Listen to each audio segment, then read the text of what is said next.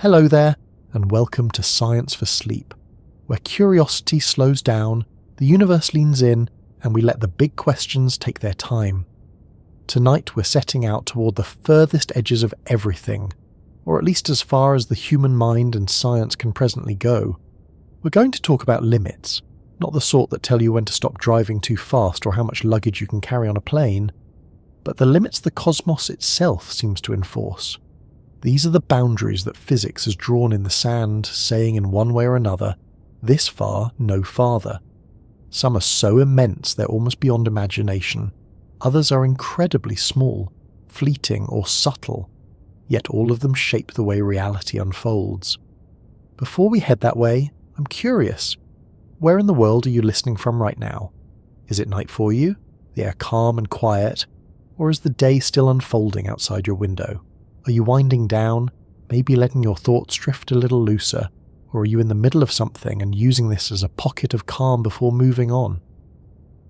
There's something comforting in knowing that no matter where you are, we're sharing this same stretch of audio together, even if the moment you hear it and the moment I recorded it are separated by hours, days, or years. The edges of the universe may be hard to define, but the edge of this moment is right here, where your mind meets these words. If you find it relaxing to wander through big ideas at a slow pace, letting them settle in without rushing, it helps this quiet corner grow when you like the video or subscribe. I'm always glad when someone new finds their way here, someone who's looking for both knowledge and a little bit of stillness at the same time. But no pressure. This isn't a race to click anything. We're not in a hurry tonight, because the cosmos certainly isn't. When we talk about limits in the universe, it's tempting to think of them as walls, the highest mountain you can climb before there's nothing but thin air, the deepest point in the ocean before the water pressure crushes any unprotected craft, the fastest speed you can reach before your vehicle gives out. But cosmic limits are different. They're not obstacles you can push through with better equipment or more determination. They are, as far as we can tell, built into the structure of reality itself. If you imagine a map of everything that's possible, these limits are the edges of the paper. Past them, the map simply stops. It's not that there's something else hidden there, at least nothing we know how to measure. It's that the there itself seems to be missing. This idea that the universe has hard boundaries is strange because for most of human history, we lived in a world where the idea of limit was always about lack of knowledge. Sail far enough across the ocean, people once thought, and you might fall off the edge. That edge turned out to be an illusion. There was more world just waiting to be found. Many of the limits humans have encountered in the past have been temporary. The sound barrier was once called a wall until faster aircraft made it routine. The depth of the Mariana Trench was unreachable until submersibles made the trip. We've been conditioned to think of limits as challenges to overcome, but when it comes to the cosmos, some of them might be absolute in a way we've never had to accept before. Take the speed of light, for example, but we'll get into that more fully later. For now, it's enough to say that this speed isn't just about how fast light travels, it's tied into how causality works, how information moves, and even how the fabric of space and time itself is shaped. Or think about temperature and the strange fact that there's a point where you can't get any hotter because the very idea of temperature stops making sense. These limits aren't just a matter of building a stronger machine or turning up the dial, they're woven into physics at the deepest levels we've explored. The fascination with these ultimate boundaries is more than curiosity. They tell us about the rules of the universe in a way that everyday measurements never can. You can learn a lot about how a system works by watching it operate normally, but sometimes the most revealing moments come when you push it to its extreme. If you want to know how strong a bridge is, you find the point at which it bends or breaks. If you want to know how far a voice carries, you shout until the sound fades. In physics, limits are like those stress points. They reveal not just what's possible, but why things are the way they are. It's worth pausing for a moment here to think about how unusual it is that such limits even exist. You could imagine a universe without them, a place where speeds could climb forever, temperatures could rise without bound, distances could shrink infinitely, and time could be sliced into ever smaller fragments without hitting a floor. But the universe we live in is full of boundaries that say, stop long before infinity. Why that is, why there's a fastest speed, a smallest length, a shortest time, is one of the great questions that ties together everything from the largest structures in the cosmos to the tiniest quantum fluctuations. Some of these limits are ones we've tested directly, bumping up against them in experiments or observations. Others are far beyond our reach, predicted only by theory, sitting at the edges of our equations like dim lights on a distant shore. They're not just curiosities. They set the stage for every process in the universe, from the birth of stars to the evaporation of black holes. And the more we understand about them, the closer we get to understanding whether the cosmos is infinite in some directions and finite in others, or whether it's all wrapped up in a way we haven't yet imagined. When you think about the word absolute, it can feel intimidating. Absolute zero, absolute certainty, absolute vacuum. It sounds like something fixed, unyielding, and complete. In the context of cosmic limits, absolute often means we've run into the very framework that defines reality. If you want to picture it, think of the rules in a board game. You can change the pieces, you can try different strategies, you can play fast or slow. But if you try to move outside the board entirely, the game just stops making sense. Cosmic limits are like the edges of the game board. They're not optional. One of the most intriguing things about these boundaries is that they show up across wildly different scales. At one end, there are limits so small they're beyond the reach of even our most powerful microscopes, distances and durations where the smooth picture of space and time crumbles into something grainy and unpredictable. At the other, there are limits so vast that no telescope will ever see beyond them, because light itself hasn't had time to reach us since the beginning of the universe. It's a strange symmetry, the smallest possible and the largest possible, both shaping what we can observe and understand. It's also true that some of these limits come with loopholes, or at least apparent ones. The speed of light, for example, is an unbreakable limit for anything moving through space, but space itself can expand faster than that, carrying galaxies with it. That's how we can talk about parts of the universe receding from us at speeds greater than light without breaking physics. These aren't contradictions, they're reminders that the limits are part of a larger system, and you have to understand the rules in context. Of course, knowing about these limits doesn't mean we're anywhere close to mastering them. In many cases, they remain more like signposts than destinations. We can calculate the Planck temperature, but no experiment has ever reached it, and probably never will. We can write equations for the shortest possible time, but our instruments are nowhere near precise enough to measure it directly. And yet, these ideas shape the way physicists build theories. They act as guardrails, telling us where our equations are allowed to go and where they must stop. Sometimes I wonder if part of the human attraction to these limits is the same thing that draws us to horizons. You can't see beyond them, but you can imagine what might be there. Even if you never reach it, the very fact that there's a boundary makes the space inside it feel more defined, more real. The universe might not have been designed with human curiosity in mind, but it's certainly generous with places for us to wonder about. As we move forward, we're going to explore these absolute cosmic limits one by one, not just to list them, but to understand how they work, why they exist, and what they mean for the universe we live in. We'll look at the speed limit set by light, the temperature limit set by fundamental physics, the smallest distances where our current understanding breaks down, the most extreme densities nature can achieve, the edges of what we can see, and the strange upper bounds on things like information and energy. Along the way, we'll see how each of these limits connects to the others, and how together they sketch the outline of a reality that's vast but not without its boundaries. So wherever you are, however you're listening, take a moment to settle in. We're going to start with something that might seem simple at first, the meaning of a limit when you're talking about the entire universe.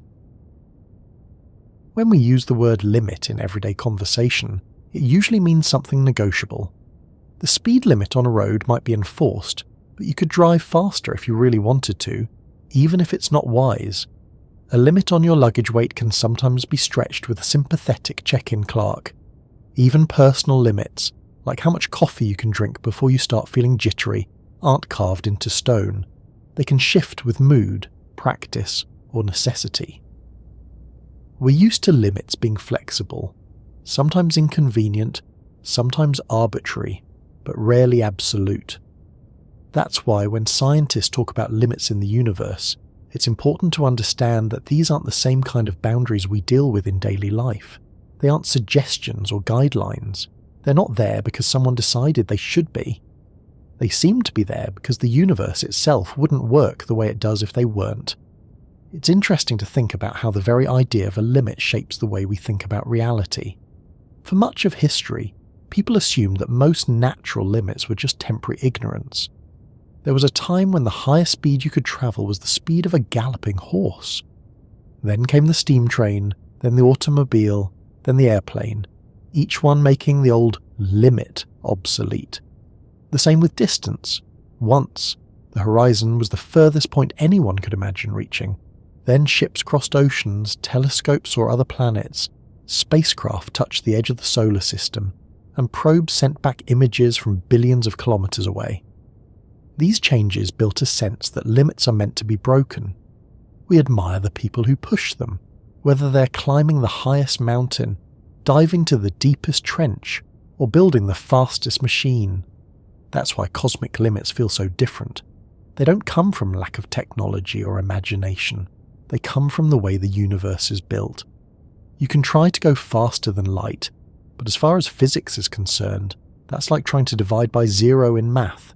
It's not just hard, it's undefined. You can try to reach absolute zero temperature, but there's no process that will get you there, no matter how clever the design. These limits are part of the structure that everything else depends on. They're like the grain in a piece of wood.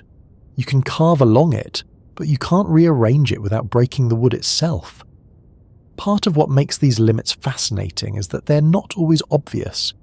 You can live your entire life without ever encountering them directly. Light moves so fast that nothing you do in daily life comes close to its speed. Absolute zero is so far below anything you'll feel outside a physics lab that it might as well be theoretical. The smallest distances and shortest times are so far beyond our senses that they only exist in the mathematics of advanced physics. And yet, even if you never meet them face to face, they're affecting the way the universe behaves around you. Your phone works because signals can't go faster than light. Stars shine the way they do because there's a maximum brightness they can reach before the pressure pushes matter away. Black holes have horizons because nothing can escape beyond a certain boundary. In physics, a limit is often more than a number. It's a signal that something changes when you get close to it. Push toward the speed of light and time itself slows down for you. Cram matter into a smaller and smaller space, and you reach a point where no known force can stop it from collapsing into a singularity. Heat something hotter and hotter, and eventually the very particles it's made of lose their identities in a haze of energy. These aren't just arbitrary stopping points, they're thresholds where the rules shift into something new, sometimes into territory where we don't yet understand what's going on. The language we use to talk about limits reflects this. In everyday life, limits are challenges, pushing the limit, testing the limit, breaking the limit. In science, when we say something is a limit, we usually mean that it's the edge of the known laws of nature. Not an obstacle in the road, but the edge of the road itself. If you step off, you're in a place where the usual rules don't apply and where our current equations might not even make sense. That's not necessarily bad. Exploring those edges has led to some of the biggest breakthroughs in physics, but it does mean you can't treat these limits as if they're just bigger versions of the ones we've passed before. Some limits are defined by our current theories, which means they're only as reliable as the theories themselves. If the theory changes, the limit might change too. For example, before Einstein, there was no reason to think there was a maximum speed for anything.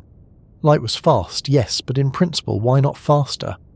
Then relativity came along and showed that speed isn't just about motion, it's tied to the very structure of space and time. Suddenly, the speed of light wasn't just a number, it was a fundamental property of the universe.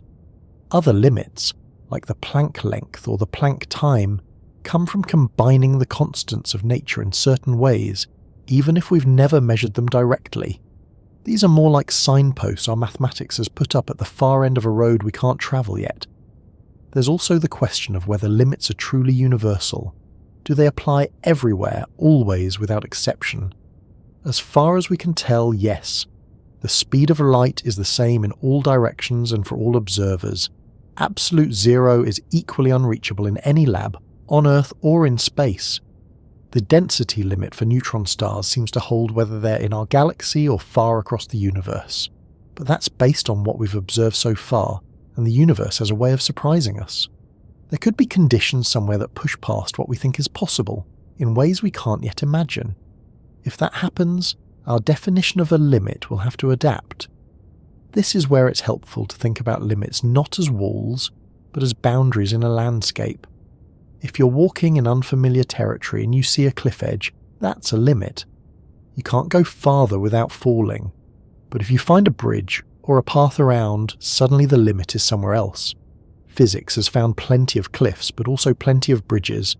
We can't reach absolute zero, but we can get unimaginably close. We can't go faster than light, but we can use gravitational lensing or quantum entanglement to do things that bend around the spirit of the rule without breaking it. These workarounds don't erase the limit, but they show that limits can be more complex than they look at first. Even in cases where a limit seems rigid, there's often a rich structure in how you approach it. As you get close to absolute zero, matter starts to behave in ways that seem alien compared to normal temperatures. Superconductivity, superfluidity, quantum effects that dominate the behavior of entire systems. As you push toward the speed of light, relativistic effects don't just appear suddenly at the limit. They build gradually, warping your measurements of time and distance in ways that get more dramatic the closer you get. These transitional regions are often as interesting as the limits themselves, because they reveal how the universe shifts gears. It's also worth remembering that limits aren't always bad news. In some ways, they make the universe more stable and predictable. If there were no speed limit, the structure of cause and effect might break down. If there were no lowest possible temperature, strange instabilities might creep into the behavior of matter. If there were no limits on density, the universe might collapse into black holes far more easily. Limits give the cosmos a kind of scaffolding. They keep certain extremes from running away unchecked. They're part of why the universe looks and behaves the way it does, rather than turning into something unrecognizable. The way we discover these limits is often indirect. You can't measure the Planck time directly, but you can study the theories that predict it and see if those theories match what we observe in less extreme situations.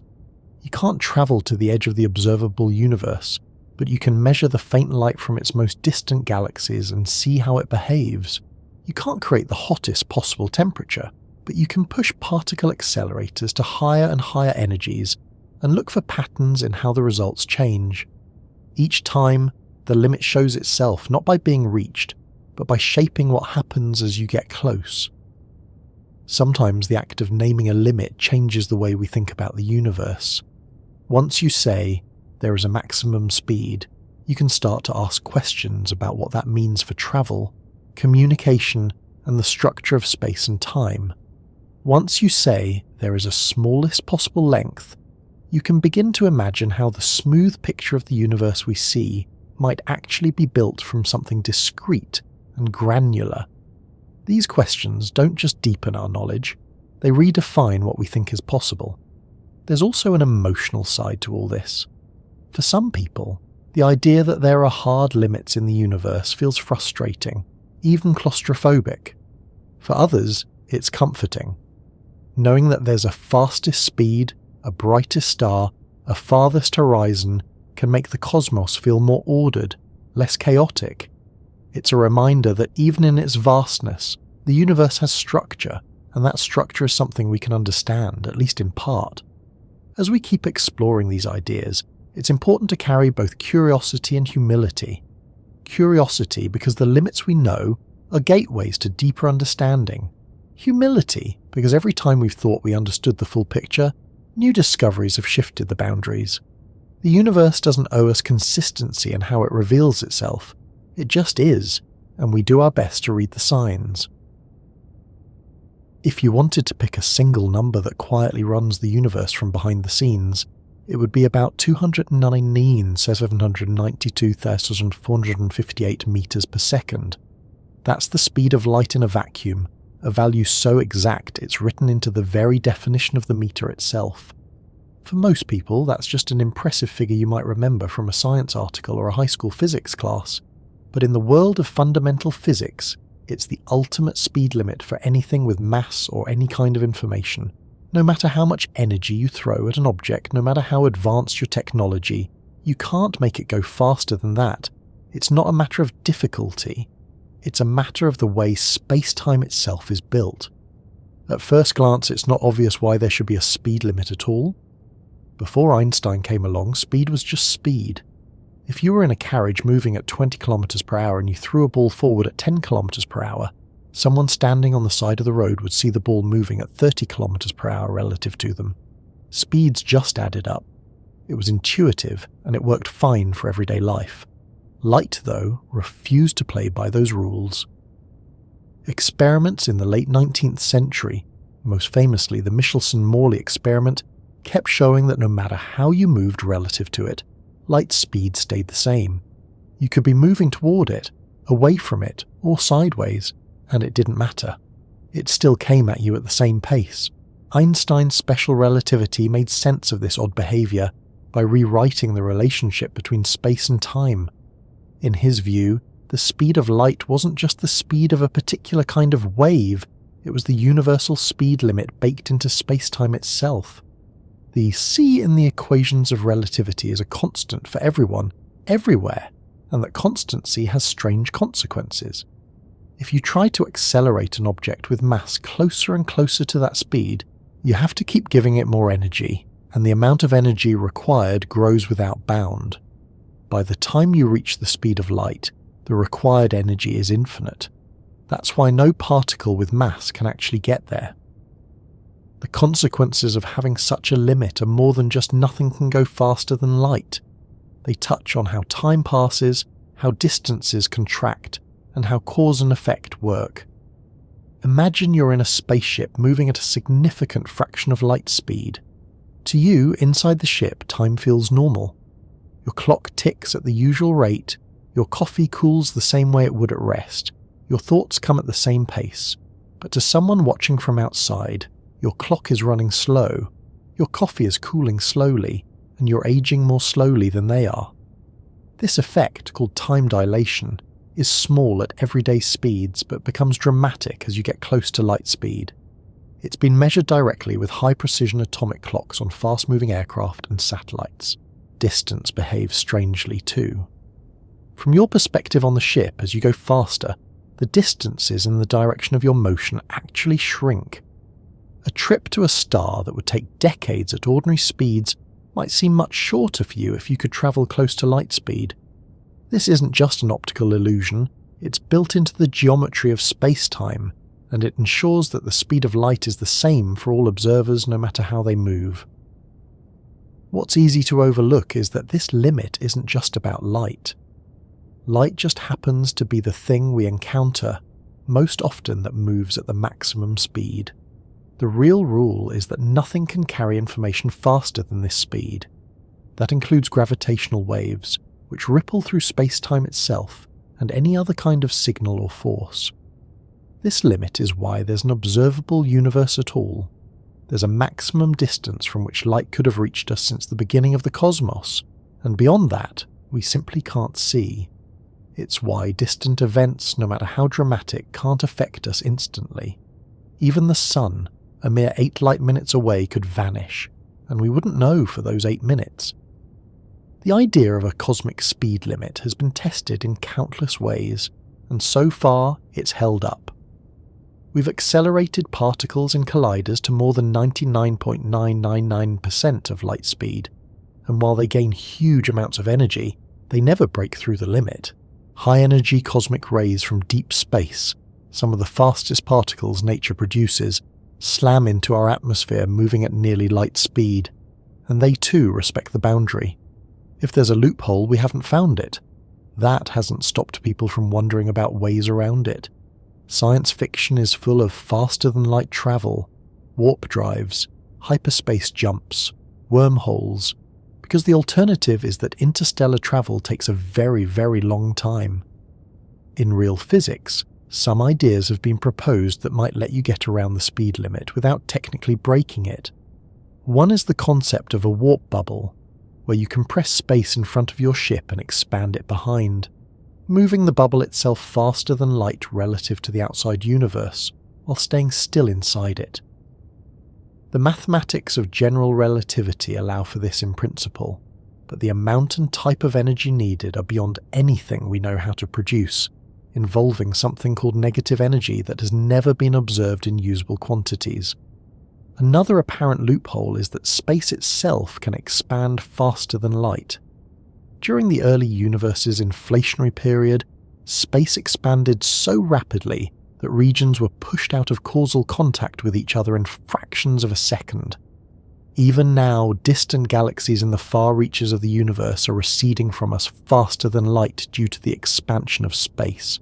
This doesn't violate the speed limit because nothing is moving through space faster than light. The fabric of space itself is stretching. Quantum physics brings its own curiosities. Quantum entanglement creates correlations between particles that seem to happen instantly, no matter how far apart they are. Measure one particle here, and the other knows about it immediately. But as strange as that sounds, it can't be used to send information faster than light.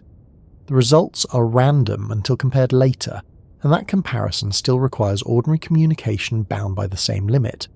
You might ask why the universe should have such a limit in the first place. The simplest answer is that it keeps the laws of physics consistent for all observers. Without a universal speed, different observers moving relative to each other would measure different laws, and the structure of cause and effect could break down. The speed of light as a constant ensures that the order of events makes sense, and that the same physical principles apply no matter where or how you move. One of the most fascinating things about this limit is how deeply it's connected to the nature of space-time itself. In Einstein's formulation, space-time is a four-dimensional fabric, where events are located in both space and time coordinates. The speed of light is the slope that separates what can influence what. The dividing line between inside and outside a given event's light cone.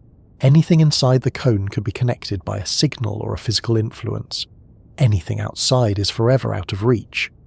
The practical consequences of this are everywhere, even if you never notice them. GPS satellites, for example, have to account for both the slower ticking of their onboard clocks due to their speed relative to Earth, and the faster ticking due to being farther from Earth's gravity. Both effects are predicted by relativity, and both depend on the universal speed limit. Without these corrections, your phone's location could be off by kilometers within minutes. In astrophysics, the speed limit plays a role in shaping how stars live and die. When massive stars explode as supernovae, the shockwaves and light they emit still take time to cross space. The events we see through telescopes often happened millions or billions of years ago, their signals only now arriving. Even within galaxies, the time it takes light to cross vast distances means that now is a local concept. In a sense, the universe is full of different nows, each defined by the light travel time between places. Thinking about the speed of a light as a limit can be both humbling and inspiring. It reminds us that there are real boundaries on how quickly we can reach out into the universe, but it also gives us a precise framework for understanding that universe. It shapes not just what we can do, but how we think about space, time, and causality. And while it might feel like an obstacle to dreams of instant exploration, it's also a constant companion in every signal, every beam of light, every glance at the stars. If you want to see the universe casually flexing against its own speed limit, you don't have to look at spaceships or science fiction. You just have to pay attention to the sky. Not the calm, starlit version you see at night, but the invisible rain of high-energy particles that is constantly arriving here on Earth. These particles, known as cosmic rays, have been falling on our planet for as long as there has been a planet to hit, and some of them are moving so close to the speed of light that they push right up against the ultimate barrier we talked about before. They're not theoretical, they're here, right now, streaking through the atmosphere, and some of them are more extreme than anything we can make in a lab. The term cosmic ray might sound like a beam of light or radiation, but that's not quite right. Most cosmic rays are actually atomic nuclei, often just protons but sometimes heavier elements, that have been accelerated to incredible energies somewhere out in space. They can come from a wide range of sources: the sun, exploding stars, distant galaxies, maybe even processes we don't fully understand yet. When they collide with atoms in Earth's atmosphere, they create showers of secondary particles, many of which make it all the way to the ground. You've probably been hit by cosmic rays many times without ever noticing. Most cosmic rays are relatively tame as cosmic phenomena go. The sun produces plenty during solar storms, and they can affect satellites, astronauts, and even power grids on Earth. But there's another class of cosmic rays that's far more mysterious: ultra-high-energy cosmic rays. These are particles so energetic that they make the output of our most powerful accelerators look like a dim flashlight compared to the sun. The most energetic ever detected, recorded by the Fly's Eye detector in Utah in 1991, carried an energy equivalent to a well-thrown baseball, packed into a single proton. In the particle physics world, that's an almost absurd number. To get a sense of scale, the Large Hadron Collider accelerates protons to about 7 tera-electron volts, TeV, of energy. The Oh My God particle, as the 1991 one came to be called, had around 300 million TeV. That's not just impressive, it's puzzling. Accelerating something to that energy is no small feat, even for nature. We have theories about how such particles might get going: shockwaves from supernova remnants, the violent environments near supermassive black holes, collisions of galaxy clusters. But the truth is, we still don't have a complete explanation. The farther you want to accelerate a charged particle, the more powerful and extended your accelerator has to be. For cosmic rays at these energies, the accelerator would have to be on the scale of entire galaxies, or even larger. Whatever is doing it, it's far beyond anything we could build. Even more curious is how these particles make it to Earth at all. Space is not empty. There's a thin fog of low-energy photons from the cosmic microwave background, the leftover radiation from the Big Bang filling the universe. At ultra-high energies, protons colliding with these photons should lose energy quickly, a process predicted in the 1960s and called the Greisen-Zatsepin-Kuzmin, or GZK, cutoff. This limit suggests that particles with energies above a certain threshold, about 50 million TeV, should only be able to travel tens of millions of light-years before being slowed down. Yet we've detected cosmic rays above this limit, which means either they're coming from relatively nearby sources, or something about our understanding of their interactions needs adjusting. When an ultra-high-energy cosmic ray does reach us, it doesn't arrive quietly. It slams into molecules high in the atmosphere and triggers a cascade of secondary particles called an air shower. This shower can spread over many kilometers by the time it reaches the ground. Some of those particles are muons, cousins of the electron that can penetrate deep into matter. That means that right now, as you listen to this, muons from cosmic ray showers are passing through you. They're harmless in the tiny doses we receive, but they're a reminder that the universe is constantly brushing up against us, even when we're not aware of it. Detecting these events takes patience and scale. Facilities like the Pierre Auger Observatory in Argentina use an array of detectors spread across thousands of square kilometers, along with telescopes that can watch the faint glow of nitrogen in the atmosphere when these showers occur at night. Over years of observation, scientists build up a picture of where the most energetic particles are coming from, what they might be made of, and how often they arrive.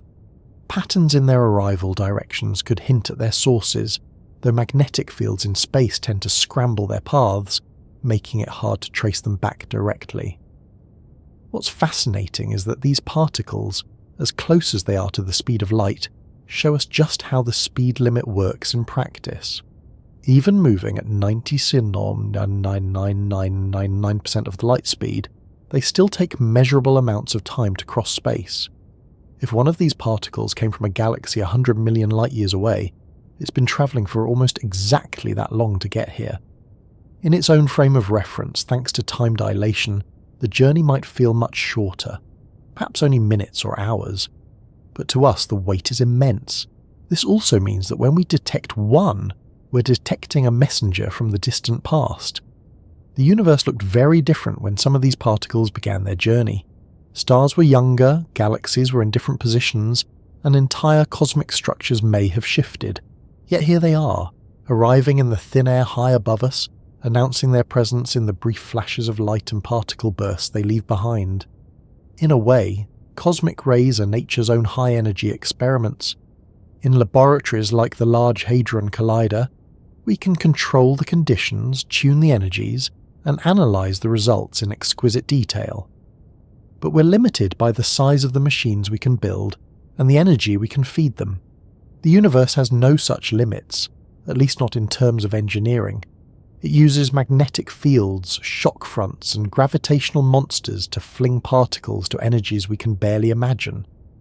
By studying these naturally occurring accelerators, we might learn about physics at energies far beyond what we can test directly. There's a possibility that ultra-high energy cosmic rays could even hint at new physics. If some of them are able to skirt the GZK cutoff, perhaps they're not protons at all but other more exotic particles. Or maybe the way they interact with the cosmic microwave background isn't quite what we think. Each detection is a clue, but because they're so rare, the highest energy ones might only hit a given square kilometre of Earth once every few centuries. Building up a solid picture takes decades. The sheer rarity of these particles adds to their mystique.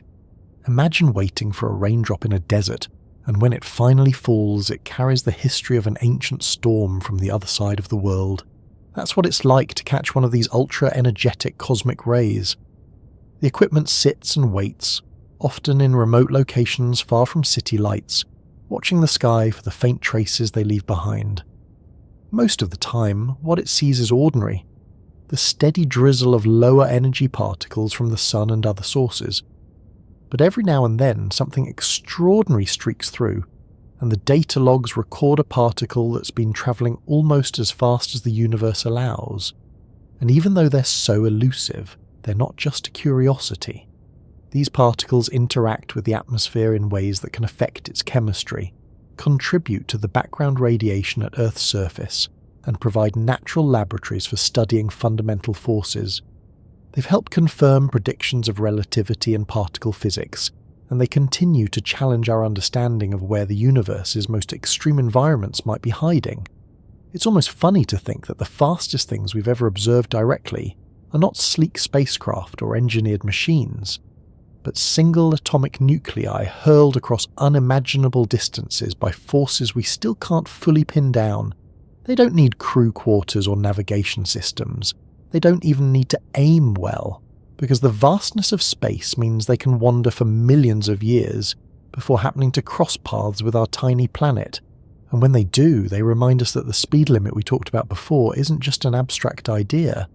It's a boundary that the universe constantly brushes against, testing it, but never crossing it. From these fastest particles, it's a short leap to thinking about other extremes, not in speed this time, but in temperature.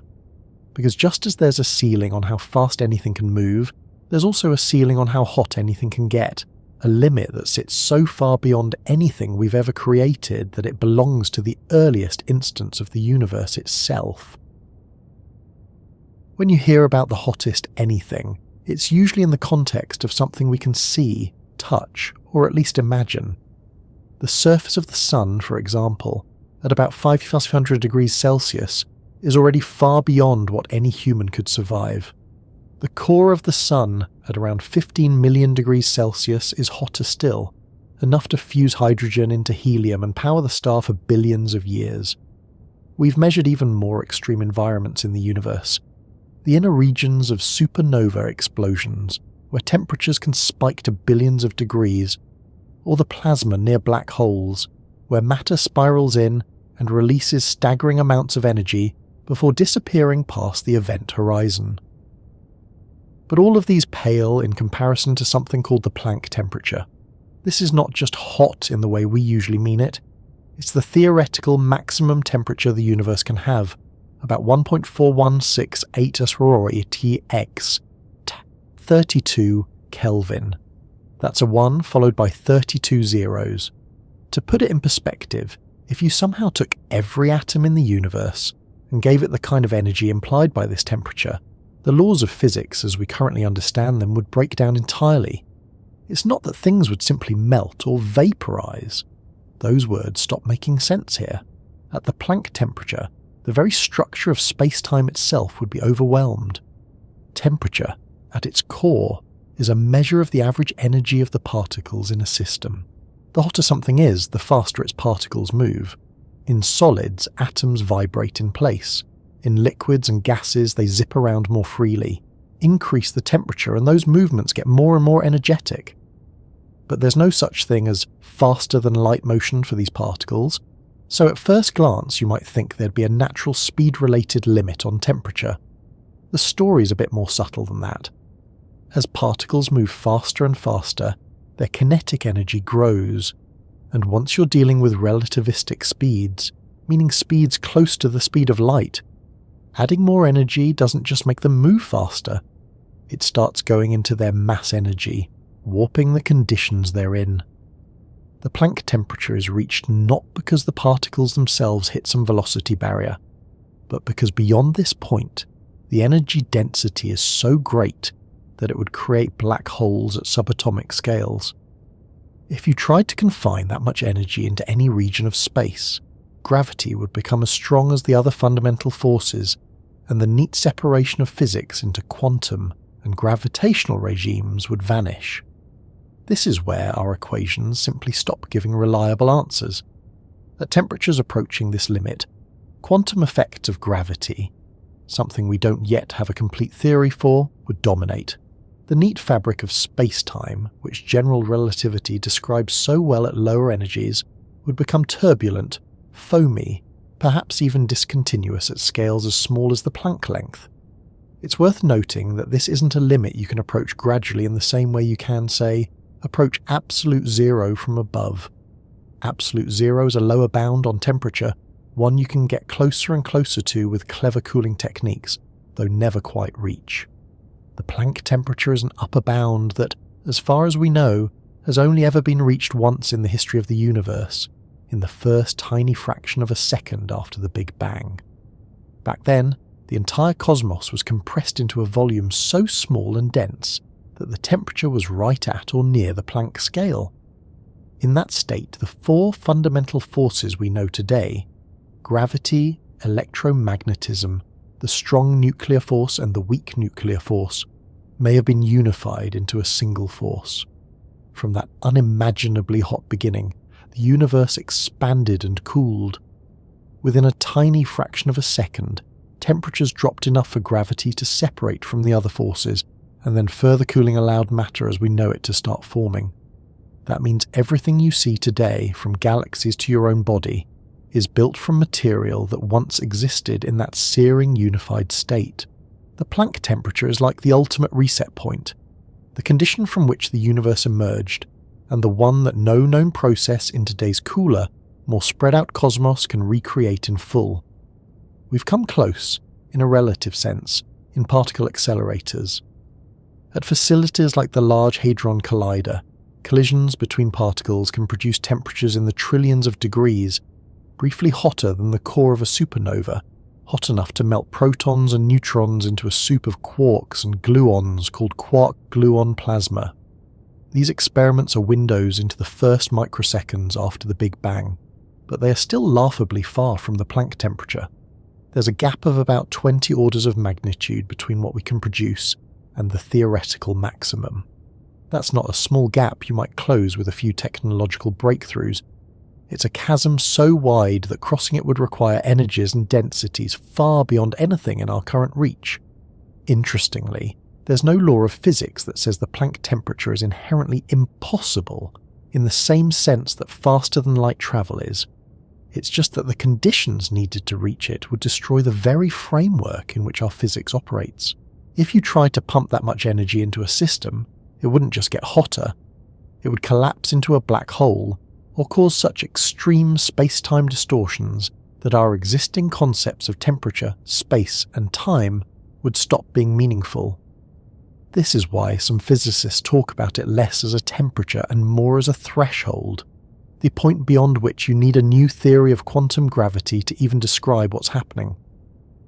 The Planck temperature also appears naturally when you combine certain constants of nature: the speed of light, Planck's constant, and the gravitational constant. It's not something we measure directly and then named. It's a number that falls out of the math when you ask, what happens when the scales of quantum mechanics and general relativity meet? In that sense, it's not just about heat. It's a statement about the deepest structure of the universe. It's one of those limits that isn't arbitrary, but emerges from the relationships between the most fundamental things we know. Thinking about it raises questions about the nature of temperature itself. We think of temperature as an emergent property, the collective behaviour of many particles. But at the Planck scale, when space-time itself is fluctuating violently, and particles as we know them might not even exist in a recognisable form, does temperature even make sense? Or is it just a convenient label we apply in the realm where our current physics still works? These are open questions, and they're part of why physicists are so interested in finding a theory that unifies quantum mechanics with gravity. In astrophysics, you sometimes see temperatures approaching fractions of the Planck value in thought experiments about extreme objects. Imagine matter falling into a black hole so fast that the shock heating near the event horizon sends it into a frenzy of particle creation and annihilation. Or collisions between ultra-high energy cosmic rays, where the energies involved are staggering but still far below the Planck level. Even in these extreme scenarios, nature seems to keep a wide margin before hitting the ceiling. It's also intriguing to think about what too hot means in a cosmic sense. In everyday life, being too hot means damage to biological systems, melting, burning, destruction. At the Planck temperature, too hot means the breakdown of space-time itself. You can't really burn or melt space-time. You can only push it to the point where it's no longer smooth, where quantum uncertainty becomes so extreme that distances, times, and even causal order become ill-defined. That's why physicists treat this temperature not as just another extreme, but as a marker for the edge of our understanding. While it's far beyond anything we can approach experimentally, the Planck temperature isn't just an abstract curiosity. It plays a role in theoretical work on the early universe, on black hole evaporation, and on the limits of information storage and processing in physical systems. In some speculative models, the physics at this temperature could involve exotic states of matter, new dimensions, or entirely different kinds of particles. Until we have a theory of quantum gravity, these ideas remain speculative, but they're anchored in the recognition that this is a meaningful boundary in the landscape of possible conditions. In a way, the Planck temperature mirrors the speed of light as a limit. Both are not just physical measurements, but constants that shape the structure of reality. The speed of light is the fastest anything can move through space. The Planck temperature is the hottest anything can be, before space itself stops behaving in the way we understand. They're both thresholds written into the equations of physics, and neither is something you can break without leaving the realm of the known. If the Planck temperature is a kind of upper boundary where heat becomes so intense that the structure of space-time itself would buckle, then absolute zero is its mirror image on the opposite end, the theoretical point where heat vanishes completely. It's a boundary that's been known to science for much longer. one that feels more intuitive because we can imagine things getting colder and colder, motion slowing, energy draining away. But this boundary has its own peculiar twist. Just like the Planck temperature, it's not something you can actually reach no matter how carefully you try. Absolute zero sits at exactly 0 Kelvin, or 273.15 degrees Celsius, or 459.67 degrees Fahrenheit. Those numbers aren't just for trivia. They mark the point at which the classical picture of particles moving due to heat reaches its logical end. Temperature, in its simplest form, is a measure of the average kinetic energy of the particles in a substance. Warm objects have particles jostling vigorously. Cool objects have particles moving more slowly. Cool them far enough, and those motions slow to an almost imperceptible crawl. At absolute zero, in classical physics, you'd expect all motion to stop entirely. But quantum mechanics changes that story. It tells us that particles can never be completely still. Even at absolute zero, there remains what's called zero-point energy, the lowest possible energy a quantum system can have. This is a direct consequence of the Heisenberg uncertainty principle, which says you can't know both the exact position and momentum of a particle at the same time. If a particle were completely motionless, you'd know both, and that's forbidden. So even at the coldest temperature nature allows, particles still have a faint quantum hum, a jitter that keeps the universe from ever being truly frozen.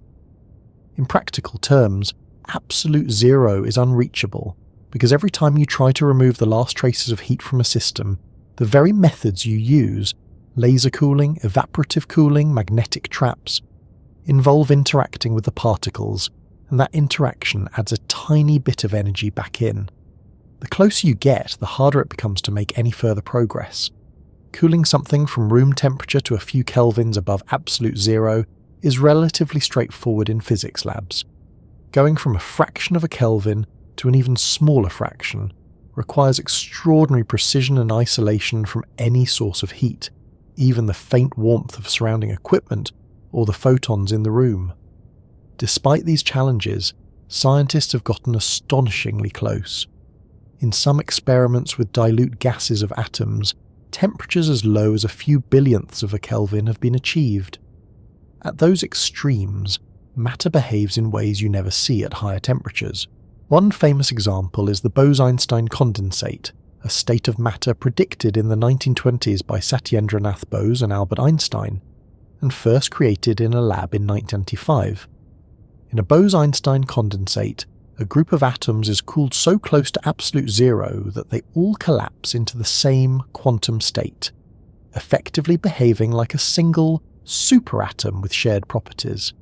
In this state, quantum effects that are normally only visible at microscopic scales become evident at macroscopic scales, as if the atoms are moving in perfect unison.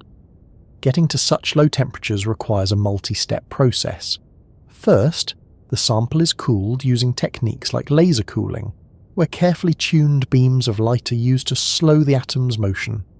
It sounds counterintuitive. Light, which we usually think of as heating things, can be used to cool them by making the photon's momentum oppose the atom's movement. After this, other methods like evaporative cooling take over, removing the highest energy atoms from the system so that the average energy, and thus the temperature, drops further. These experiments aren't just academic exercises. Understanding matter at extremely low temperatures has led to advances in precision measurements, superconductivity, and quantum computing. In superconductors, for example, cooling certain materials below a critical temperature allows electrons to move through them without any electrical resistance. In superfluids, another low-temperature phenomenon, liquids can flow without viscosity, creeping up the sides of containers or flowing endlessly in loops without losing energy. Absolute zero also plays a role in defining other physical limits. The third law of thermodynamics states that as you approach absolute zero, the entropy, a measure of disorder, of a perfect crystal approaches zero as well. This ties the coldest possible temperature to the most ordered possible state of matter. But just as the first and second laws of thermodynamics are unbreakable, so too is this one. You can get arbitrarily close to perfect order, but never quite arrive. What's remarkable is how different the behaviour of matter becomes when you get close to this limit. At everyday temperatures, thermal motion dominates. Particles are bumping into each other, vibrating and exchanging energy constantly. Near absolute zero, those motions nearly vanish, and quantum effects start to govern the scene. Waves of probability replace definite positions and velocities. Instead of particles behaving like billiard balls, they act more like overlapping clouds, their identities sometimes merging in ways that defy our everyday intuitions. And while we think of extreme cold as something rare and laboratory-bound here on Earth, it's actually common in the cosmos. The space between stars and galaxies is only a few degrees above absolute zero, cooled by the expansion of the universe over billions of years. The cosmic microwave background, the faint glow left over from the Big Bang, has a temperature of about 2.7 kelvins, making intergalactic space colder than any natural place on our planet. Certain nebulae and shadowed craters on the Moon, shielded from sunlight for millions of years, have been measured at even lower temperatures close to that cosmic background. In a sense, the universe is always moving toward this limit. Stars burn through their fuel and eventually go dark. Matter spreads out, and energy becomes more evenly distributed. Given enough time, far more than the current age of the universe, even black holes will evaporate through Hawking radiation, and what's left will be a thin soup of particles at a temperature barely above absolute zero. This far future state, sometimes called the heat death of the universe, isn't a cold in the way we normally feel it. It's the end of useful energy, a point where no process can occur that would sustain structure, complexity, or life. The coldest possible temperature, then, is not just a laboratory curiosity. It's the universe's quiet end point, the flip side of the fiery chaos near the Planck temperature at the very beginning. The beginning was heat beyond heat. The end, if it comes, will be cold beyond cold. And just as the Planck temperature marked the breakdown of our understanding of space-time, absolute zero marks the breakdown of many of our everyday intuitions about matter, motion, and energy. From the realm of extreme cold, it's a natural step to think about the smallest possible things, not in temperature, but in distance. Because just as there's a limit to heat and cold, there may be a limit to how finely you can slice space itself, a smallest possible scale beyond which the very concept of distance stops making sense. If you've ever looked closely at something, really closely, it's tempting to imagine that you could just keep zooming in forever. A photograph of a leaf reveals veins, the veins show cells, the cells show organelles, and so on, all the way down to molecules and atoms. And with the right tools like powerful electron microscopes or particle accelerators, we really can peer far beyond what the naked eye can see. But eventually you reach a strange question. Is there such a thing as the smallest possible distance? Is there a point where zooming in stops being meaningful, because space itself is no longer the smooth, continuous backdrop we think it is? This idea takes us to something called the Planck length. At roughly 1.616 x 10 to 35 meters, it's about 100 million trillion times smaller than the diameter of a proton. It's a scale so far removed from everyday experience that it's almost impossible to visualize. If an atom were the size of the observable universe, the Planck length would be roughly the size of a tree in that universe. In other words, it's absurdly, mind-bendingly small. The Planck length isn't just a number plucked from thin air. Like the Planck temperature we talked about earlier, it falls out of combining three of nature's most fundamental constants: the speed of light, c, Planck's constant, h, and the gravitational constant, g. Put together in a particular way, they give you a length scale at which the effects of both quantum mechanics and general relativity are equally important. At larger scales, you can often get away with using one theory or the other: quantum mechanics for the tiny, relativity for the massive. But at the Planck scale, neither works on its own, and our current physics doesn't yet have the unified framework needed to describe what's going on. In the world we're familiar with, space seems continuous. You can draw a line and divide it in half, then divide that half in half again, and keep going as long as you like. That's how classical geometry works, and it matches our everyday sense of how distances behave. But at the Planck length, that picture may no longer hold. Many physicists suspect that space at this scale isn't smooth, but instead is quantized, made up of discrete units, like pixels in a digital image. If that's true, then the Planck length might represent the size of those fundamental pixels of space-time, the smallest chunks out of which reality is built. Why should there be such a smallest distance? One reason comes from thinking about how much energy you need to probe a small scale. To see something tiny, you have to use particles or waves with a very short wavelength. In quantum mechanics, shorter wavelengths mean higher energies.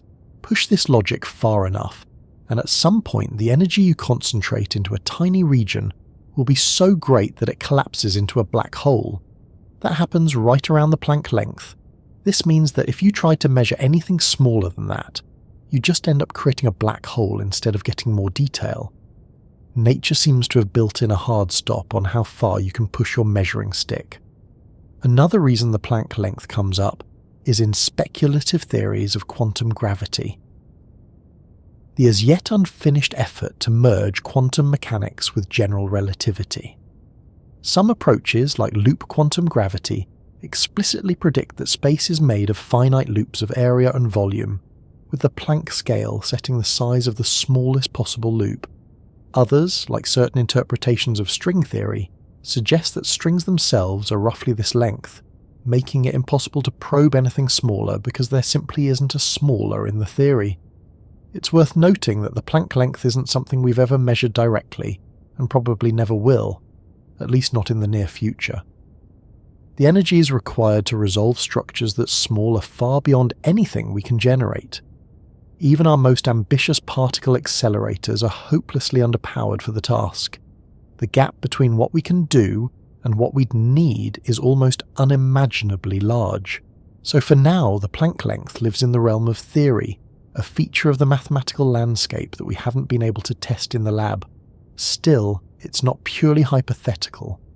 The fact that it emerges naturally from combining constants we've measured very precisely suggests it's telling us something real about the structure of the universe. And while we can't directly explore it, we can look for indirect hints. For example, some ideas in quantum gravity suggest that over vast cosmic distances, the graininess of space-time might slightly blur or delay the arrival times of very high-energy photons from distant sources like gamma-ray bursts. Observations of such events are already being used to place constraints on possible Planck-scale effects. If space really does have a smallest unit, it would force us to rethink some deeply held assumptions. In a truly continuous space, motion is smooth, paths are infinitely divisible, and physical quantities like position can take on any value.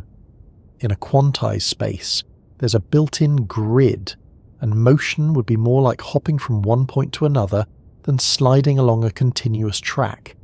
That might sound strange, but we've already seen something similar in the quantum world. Energy levels in atoms are quantized, meaning electrons can only occupy certain allowed orbits. If space itself is quantized, then the Planck length would be the ruler marking those allowed positions. There's also the philosophical question of what it means to talk about distance at all if you can't go smaller than a certain scale. In our everyday world, the concept of here and there depends on the assumption that we can define points in space with arbitrary precision. If there's a smallest distance, those definitions would have to change. Here would really mean within this fundamental chunk of space-time, and there would mean in a different chunk. Some physicists think the Planck length might also be tied to the idea of the holographic principle. The notion that the amount of information you can store in a region of space is proportional not to its volume, but to the area of its boundary. If there's a smallest possible length, it would mean there's a smallest possible area, and that in turn would limit how much information the universe can contain in a given region. This connects the tinier scales of space to big picture concepts about entropy, black holes, and the nature of reality itself. For now, the Planck length sits in a strange position in science. It's a hard limit in the sense that our current theories tell us we can't meaningfully talk about smaller distances, but it's also a gateway, a point at which we expect the known laws of physics to give way to something new. It's not like the speed of light, which we've tested countless times and confirmed as a limit in every case. It's more like a signpost in a part of the map we haven't reached yet, telling us, beyond here, your current tools won't work. And if there's a smallest length, it makes sense to ask whether there's also a smallest possible duration, the shortest conceivable tick of the cosmic clock. Just as space might be quantized, time might also come in discrete units, with the Planck time representing the shortest interval that can exist. Understanding that boundary takes us from the question of how small can space be to how short can a moment be, and like the Planck length, it pushes us right to the edge of what physics can currently describe. When you think about time in your daily life, it tends to come in units you can measure easily: seconds, minutes, hours. If you need more precision, you can talk about milliseconds or microseconds. Technology pushes it further. Atomic clocks can measure nanoseconds and picoseconds with astonishing accuracy. But in physics, there's always the question of whether these divisions are just human convenience, or whether there's a fundamental limit built into the universe. If space might have a smallest unit, as the Planck length suggests, does time have one too? The answer, as far as our current theories tell us, is yes, at least in the sense that there's a scale below which the very concept of before and after may stop making sense. That scale is called the Planck time. It's about 539/1044 seconds. Written out in full, that's a decimal point followed by 43 zeros and then a 5. It's the amount of time it would take light, travelling at its maximum possible speed, to cross one Planck length in a vacuum. That's no coincidence.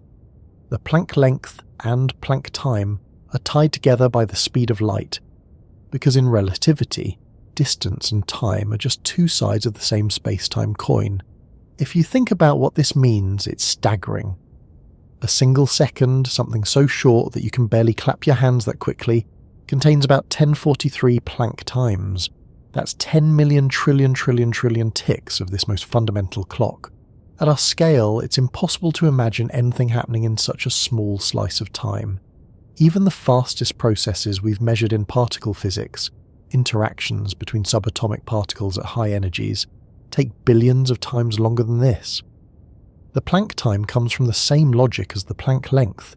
It's the point where quantum mechanics and general relativity are equally important, where you can't ignore either one.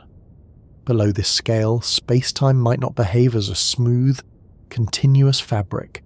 Instead, it could be subject to quantum fluctuations so violent that talking about a definite sequence of events, this happened, then that happened, loses meaning.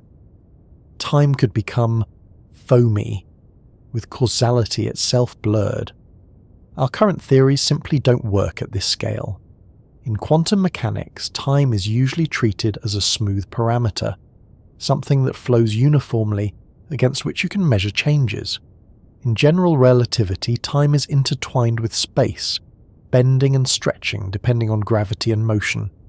But at the Planck time, those descriptions collide. We'd need a theory of quantum gravity to go further, and while there are candidate frameworks like loop quantum gravity and string theory, none have been experimentally confirmed. Why should there be such a limit on time? One way to think about it is through the uncertainty principle. To measure a very small interval of time, you'd need very high energy photons, because short wavelengths mean short periods. But at the Planck time, the energy you'd have to concentrate in such a short interval would be so enormous that it would collapse into a microscopic black hole. In other words, trying to probe a smaller tick of time would destroy the region you are measuring. The limit isn't just a quirk of math. It's enforced by the basic structure of space-time and energy. In cosmology, the Planck time marks a kind of horizon. The Big Bang theory works backward from the universe we see today, using physics we know, until it hits this boundary at around 10:43 seconds after the beginning. Before that, our equations give nonsense. We can't say what happened earlier in any conventional sense because the concepts of earlier and later may not apply. Some cosmological models suggest that at the Planck time, the universe was a seething quantum gravitational soup, with space-time emerging only after that moment. Others suggest that time itself might be emergent, peering from more fundamental relationships between events. It's not just an abstract boundary. The Planck time is intimately connected to the universe's earliest history. From this first tick onward, the universe expanded and cooled. Gravity separated from the other forces, and the seeds of all the structure we see today were set. In a sense, the Planck time is the universe's frame zero, the starting point for everything we can meaningfully talk about with our current science. Of course, this doesn't mean that there's some kind of cosmic stopwatch literally ticking at Planck intervals. In fact, it's not clear that time is fundamentally discrete at all. That's still an open question. Some interpretations of quantum gravity suggest that space-time is continuous, but there's simply no meaningful way to measure or define intervals shorter than the Planck time. Others suggest that time really is quantized, like the energy levels in an atom, and that the Planck time is the length of one frame in the film reel of reality. If time is quantized, it would be a profound shift in how we understand motion, change, and causality.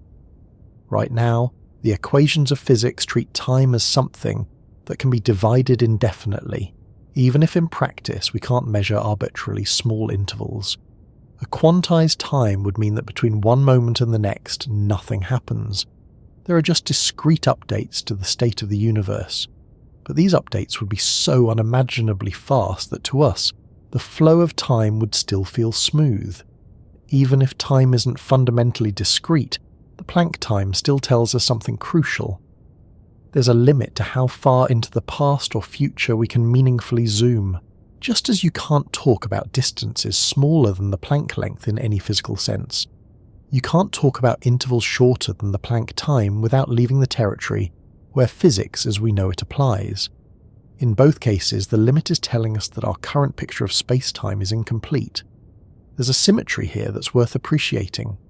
The Planck length and Planck time are like coordinates for the smallest possible events in the universe, the tiniest here and the tiniest now. They're not just random constants, they're part of the scaffolding that holds up our whole understanding of reality. And while we may never be able to observe them directly, they give us a boundary to aim at, a place where new physics must be waiting. Thinking about the smallest possible tick of time naturally leads to thinking about what happens when matter is pushed to its densest possible state. Because just as there's a lower bound on how small space and time can get, there's also a point where matter itself can't be compressed any further without collapsing into something even stranger. When we think about matter in our everyday lives, it's almost always in forms that are mostly empty space. The chair you're sitting on, the air you're breathing, your own body, the atoms making them up are tiny nuclei surrounded by vast regions where there's nothing but the probabilistic haze of electrons. If you scaled up an atom so that its nucleus was the size of a marble, the electrons would be orbiting at distances of tens or hundreds of meters away, and everything in between would be empty.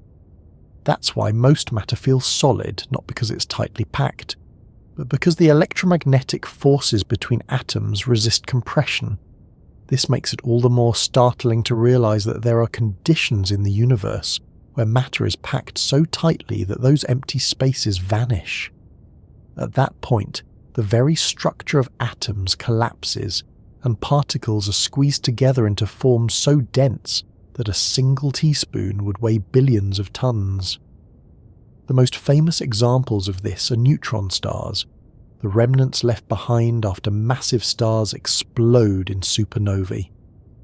A neutron star is essentially the collapsed core of a massive star, one that started its life many times heavier than the Sun. When such a star exhausts its nuclear fuel, the delicate balance between outward pressure from fusion and inward pull from gravity tips violently in favour of gravity. The core implodes, and the outer layers are blasted away in a spectacular supernova explosion. What's left behind is an object with a mass greater than the Sun, but compressed into a sphere only about 20 kilometers across. The gravitational pressure is so intense that electrons and protons in the atoms of the star's matter are forced to merge, creating a sea of neutrons, hence the name. Neutrons, unlike protons and electrons in ordinary matter, can sit much closer together because they're not repelled by electric charge, but they're still subject to quantum rules, specifically the Pauli exclusion principle, which says that no two fermions, the class of particles that includes neutrons, can occupy the exact same quantum state. This creates a kind of degeneracy pressure that resists further compression. That's what holds up a neutron star against gravity, at least until a certain limit. That limit is called the Tolman-Oppenheimer-Volkoff limit, and it's the neutron star's version of the Chandrasekhar limit for white dwarfs. Above a mass of roughly 2 to 3 suns, even neutron degeneracy pressure can't withstand the pull of gravity, and the star collapses into a black hole. Below that limit, the neutron star remains stable, often for billions of years, spinning rapidly and sometimes emitting beams of radiation like a cosmic lighthouse. These spinning neutron stars are known as pulsars, and they're among the most precise natural clocks in the universe. The density of a neutron star is almost beyond comprehension. Imagine taking the mass of Mount Everest and compressing it into something the size of a sugar cube. That's the kind of density we're talking about, on the order of 1017 kilograms per cubic meter. It's so extreme that if you could somehow bring a piece of neutron star material to Earth, it would fall straight through the ground, tearing a hole through the planet. Not that this could ever happen in practice. The moment that material left the crushing gravitational field of the neutron star, it would explode violently, unable to hold itself together in ordinary conditions. Inside a neutron star, the physics becomes exotic. The outer layers are thought to be a crust of nuclei packed tightly together, embedded in a sea of electrons. Beneath that, as you go deeper, the pressure becomes so intense that neutrons start to drip out of nuclei, creating a superfluid of neutrons that flows without friction. Deeper still, some models predict that the neutrons themselves may break down into their constituent quarks, forming what's called quark matter, an even denser and stranger state. If this happens, you might end up with a quark star, though whether such objects exist is still a matter of speculation. The study of neutron stars isn't just about cataloguing exotic objects. They're natural laboratories for physics under conditions we could never replicate on Earth.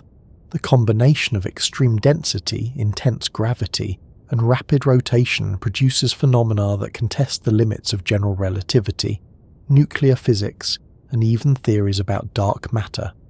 For example, the collisions of neutron stars detected through gravitational waves for the first time in 2017 produce not only ripples in space-time but also huge bursts of electromagnetic radiation. These collisions are thought to be the source of many of the heavy elements in the universe, such as gold and platinum, created in the intense neutron-rich environment during the merger. In terms of density, neutron stars represent a kind of upper bound for matter that still exists as matter in any recognizable sense. Beyond that, you cross into the territory of black holes, where gravity overwhelms every form of pressure and matter collapses into a singularity, a point where, according to general relativity, density becomes infinite. Of course, we don't actually know if singularities in the mathematical sense exist in reality, or if quantum gravity effects smooth them out into something else. But either way, once you pass the neutron star limit, there's no stable form of matter left. You've gone beyond the densest matter allowed. It's worth noting that while neutron stars are incredibly dense, they're not the only place in the universe where matter approaches such extremes. The centers of atomic nuclei, for instance, have densities similar to those in neutron star interiors. About 2.3 is 1017 kilograms per cubic meter.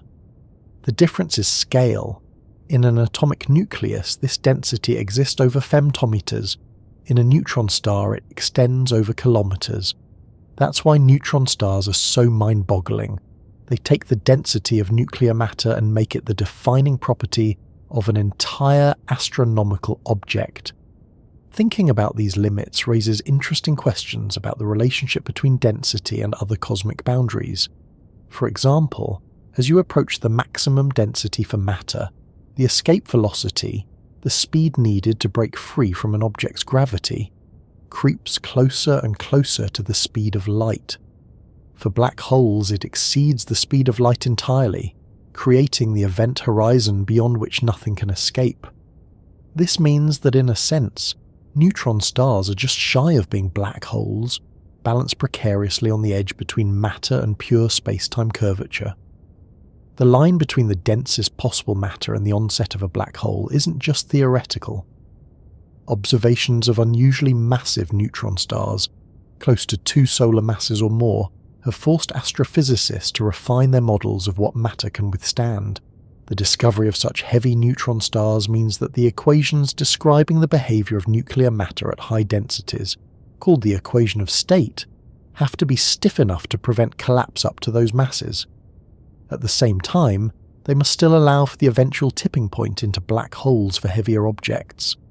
These questions aren't just of academic interest. Understanding the limits of dense matter feeds into our knowledge of gravitational waves, stellar evolution, and even the distribution of elements in the universe. Every neutron star we study, every collision we observe, gives us more clues about where those boundaries really are. And while neutron stars mark the end of the road for matter as matter, they also point toward the next limit in our journey, the one defined not by what matter can endure, but by what happens when gravity wins completely. Because just beyond the densest allowed state lies the black hole wall, the ultimate no-return boundary in the cosmos, where density, gravity, and space-time itself merge into a single, inescapable phenomenon. Once you push matter beyond the threshold where even neutron degeneracy pressure can no longer hold back gravity, the universe doesn't give you many options. There's no intermediate, stable form. There's no almost neutron star but slightly denser state. Instead, gravity takes complete control, and the result is the most extreme object allowed by the laws of nature as we understand them, a black hole. The phrase black hole is so familiar now that it's easy to forget how strange it is. It's not really an object in the normal sense. When we talk about stars, planets, or neutron stars, we can describe their surfaces, their atmospheres, their internal structures. A black hole has none of that. It's defined entirely by a region of space, the event horizon, beyond which nothing can escape. Not light, not particles, not even information in any form.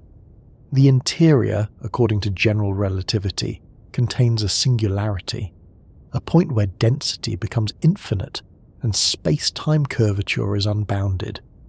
Whether this singularity is a real feature of the universe, or a sign that our equations are incomplete, is one of the biggest unanswered questions in physics. The event horizon is sometimes described as the surface of the black hole, but that's misleading. It's not a physical surface you could land on. It's a boundary in space-time.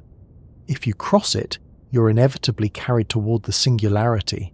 The escape velocity at the event horizon is exactly the speed of light, which is why nothing can get out once it's inside. From the outside, the horizon is perfectly black. No light from within can reach you, so you can never see what's going on beyond it. Black holes come in a range of sizes. Stellar mass black holes form when massive stars collapse at the end of their lives, typically with masses of a few times the sun's and event horizons just a few kilometers across. Supermassive black holes found at the centers of galaxies can have masses millions or billions of times greater, with horizons larger than the entire solar system. There's also evidence for an in-between category, intermediate mass black holes, though these are harder to detect. In all cases, what defines the black hole isn't the size of the matter that fell in, but the curvature of space-time itself. Once the horizon forms, it's the geometry, not the matter, that traps everything inside. You could pour more material into the black hole, and the horizon would simply grow. Whatever details the matter once had, its chemical composition, its arrangement, are erased from the outside perspective. All that remains are three measurable properties: mass, electric charge, and spin. This no-hair theorem is one of the most remarkable features of black holes, and it's still an active area of research to understand exactly how information is hidden or transformed inside them. From the outside, black holes exert their influence in ways that are easier to grasp. Their gravity shapes the orbits of nearby stars, bends the paths of light, and can accelerate matter to extraordinary speeds as it falls inward. The accretion disks of material spiraling into black holes can be among the brightest objects in the universe, heated to extreme temperatures by friction and compressed magnetic fields. Jets of particles can shoot out from the poles of spinning black holes at nearly the speed of light, powered by the twisting of space-time itself. The wall we're talking about here, the event horizon, is as much a limit in physics as the speed of light or the Planck scale. Once something crosses it, it's gone from our universe in any practical sense. You can still describe what happens from the falling object's point of view, at least in theory. If you fell into a black hole, you wouldn't notice anything unusual as you crossed the horizon, provided it was a large black hole with a relatively gentle tidal gradient. But from the perspective of an outside observer, you'd appear to slow down and freeze at the horizon, your light becoming more and more redshifted until it faded away entirely. This discrepancy between perspectives is a hallmark of relativity, and one of the things that makes black holes so conceptually tricky. The horizon isn't a material barrier, but it's an absolute one. A boundary in the structure of space-time itself. In a very real sense, it's the edge of the observable universe for anything that crosses it, and it's one way only. The idea of a wall around black holes takes on another meaning when we consider the so-called firewall paradox. In 2012, some physicists proposed that quantum mechanics might require a searingly energetic boundary at the horizon, incinerating anything that tries to pass through. This would resolve certain puzzles about information loss, but would also violate the equivalence principle of general relativity, which says that falling through the horizon of a large black hole should feel unremarkable. The debate over firewalls is ongoing, and it underscores how black holes force us to confront the tension between quantum mechanics and relativity. There's also the question of Hawking radiation, the quantum process that allows black holes to slowly lose mass over time. Stephen Hawking showed in the 1970s that the event horizon isn't entirely black. Quantum fluctuations just outside it can result in pairs of particles, where one falls in and the other escapes, carrying away energy. Over vast timescales, this causes the black hole to evaporate. For stellar mass or larger black holes, this process is so slow as to be negligible. They'd take far longer than the current age of the universe to disappear. But for tiny, hypothetical black holes, Hawking radiation could be significant, even explosive. Hawking's discovery added a new twist to the idea of the black hole wall. It's not entirely impenetrable after all, at least not in the absolute sense. While nothing can escape classically, quantum mechanics allows for a slow leak. This raises the famous information paradox. If black holes evaporate completely, what happens to the information about the matter that fell in? Quantum mechanics insist that information can't be destroyed, but general relativity seems to say it can vanish into the singularity. Resolving this paradox has been one of the driving questions in theoretical physics for decades. What makes black holes so fascinating is that they sit at the intersection of so many cosmic limits. They represent the densest objects possible, beyond the reach of any pressure to resist collapse. They mark a boundary in space-time beyond which the concept of escape has no meaning. They challenge our understanding of how information is preserved in the universe, and they're not rare. The Milky Way alone likely contains millions of them, with a supermassive one, Sagittarius A, anchoring the galaxy's centre. From the perspective of cosmic limits, the the black hole wall is a definitive endpoint for matter and light. It's the place where paths through space-time are cut off from the rest of the universe. But like other limits we've explored, it's also a doorway to unknown physics. We don't know what happens inside the horizon. We don't know if singularities are real, or if they're replaced by something finite in a theory of quantum gravity. We don't know how to fully reconcile the demands of relativity and quantum mechanics at this boundary. And, intriguingly, the black hole wall isn't just a place where things end. It might also be a place where entirely new universes could begin. Some speculative ideas suggest that the interior of a black hole could pinch off into its own region of space-time, a kind of baby universe disconnected from ours. If that's true, then every black hole could be the seed of a cosmos, and our own universe might have originated in just such a process.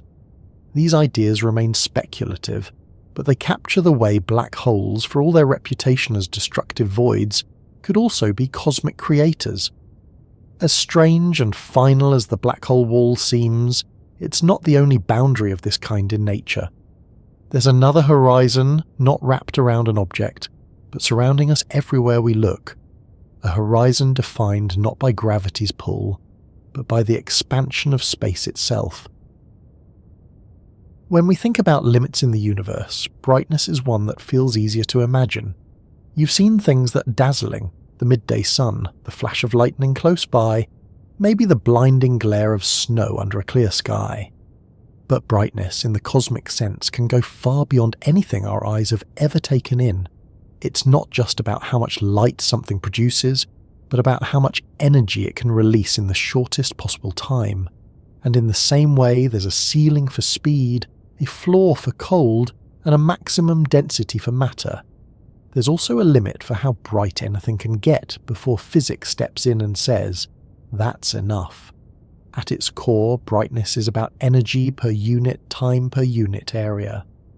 The sun's luminosity is about 3.8 × 10⁻26 watts, an extraordinary amount yet still far below the upper bounds nature can manage. Out in the universe, there are explosions and outbursts so violent they make the sun look like a flickering candle. The champions of brightness are events like gamma-ray bursts, supernovae, and certain types of magnetar flares, where vast amounts of energy are dumped into space in moments or minutes. But even these cosmic fireworks can't surpass what's called the Eddington limit, the maximum luminosity a star or any steady luminous object can sustain without blowing itself apart. This limit arises from a balance between the inward pull of gravity and the outward push of radiation. If a star produces light above this limit, the radiation pressure is so strong that it will drive away the material trying to fall inward. The exact value of the Eddington limit depends on the object's mass and composition, but for the Sun, it's about 1.3 gong 1031 watts. Massive stars can shine brighter than the Sun by many orders of magnitude, but if they go too far above their own Eddington limit, they start shedding their outer layers in powerful winds. That's for steady sources of light. When it comes to brief, transient events, bursts rather than sustained glow, the ceiling is much higher. The brightest flashes ever recorded are gamma-ray bursts, which can unleash as much energy in a few seconds as the sun will emit over its entire 10 billion year lifetime. These bursts come in two main types: long-duration bursts, thought to be caused by the collapse of massive stars into black holes, and short-duration bursts, likely from the merger of neutron stars or neutron stars with black holes. In both cases, the result is a narrow jet of high-energy radiation aimed directly at us, if we happen to be in its path. If you were close enough to one of these bursts, you wouldn't have time to notice. The flash of gamma rays would strip away atmospheres, boil oceans, and sterilize the surface of any planet in its reach. Fortunately, they're rare, and the universe is big. Still, we've detected them from billions of light years away, and even at that distance, they can temporarily outshine the rest of the observable universe in certain wavelengths. Another contender for the brightest possible event is a supernova, especially the hypernova variety. the death of a massive star producing an explosion far more energetic than a typical supernova. These can briefly rival the luminosity of an entire galaxy. The core collapse process that powers them releases an enormous amount of energy, though most of it escapes as neutrinos rather than visible light. For sheer electromagnetic output in a short time, gamma-ray bursts still win. On smaller scales, but no less impressive in their intensity, are magnetar flares. Magnetars are neutron stars with magnetic fields trillions of times stronger than Earth's. Occasionally, these magnetic fields twist and snap in a kind of starquake, releasing a pulse of gamma rays so intense that it can be detected across the galaxy. The most powerful magnetar flare ever recorded in 2004 came from a source 50,000 light-years away, yet briefly saturated detectors on multiple spacecraft. Had it been much closer, it could have caused serious effects in Earth's upper atmosphere. When we talk about the absolute brightest possible flash, we run into some of the same issues we've seen with other limits. Physics provides ceilings, but they depend on context. For a steady source, the Eddington limit applies. For an instantaneous release, the constraints come from the total energy available, how quickly it can be converted into radiation, and the fact that concentrating too much energy in too small a space risks forming a black hole instead of a flash. There's a tipping point where the energy density of the light itself becomes so high that its own gravity matters. Light has no rest mass, but it carries energy, and energy curves space-time. This means there's a practical upper bound even for momentary flashes. If you try to exceed it, the flash collapses into a black hole before it can fully escape. This is why discussions of the brightest possible event in theoretical astrophysics often circle back to the concept of the Planck luminosity, about 3.6 x 1052 watts.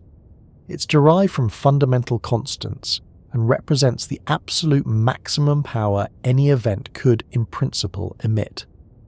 Gamma-ray bursts come nowhere close to this number, which is a good thing. Something emitting at that level nearby would be instantly catastrophic.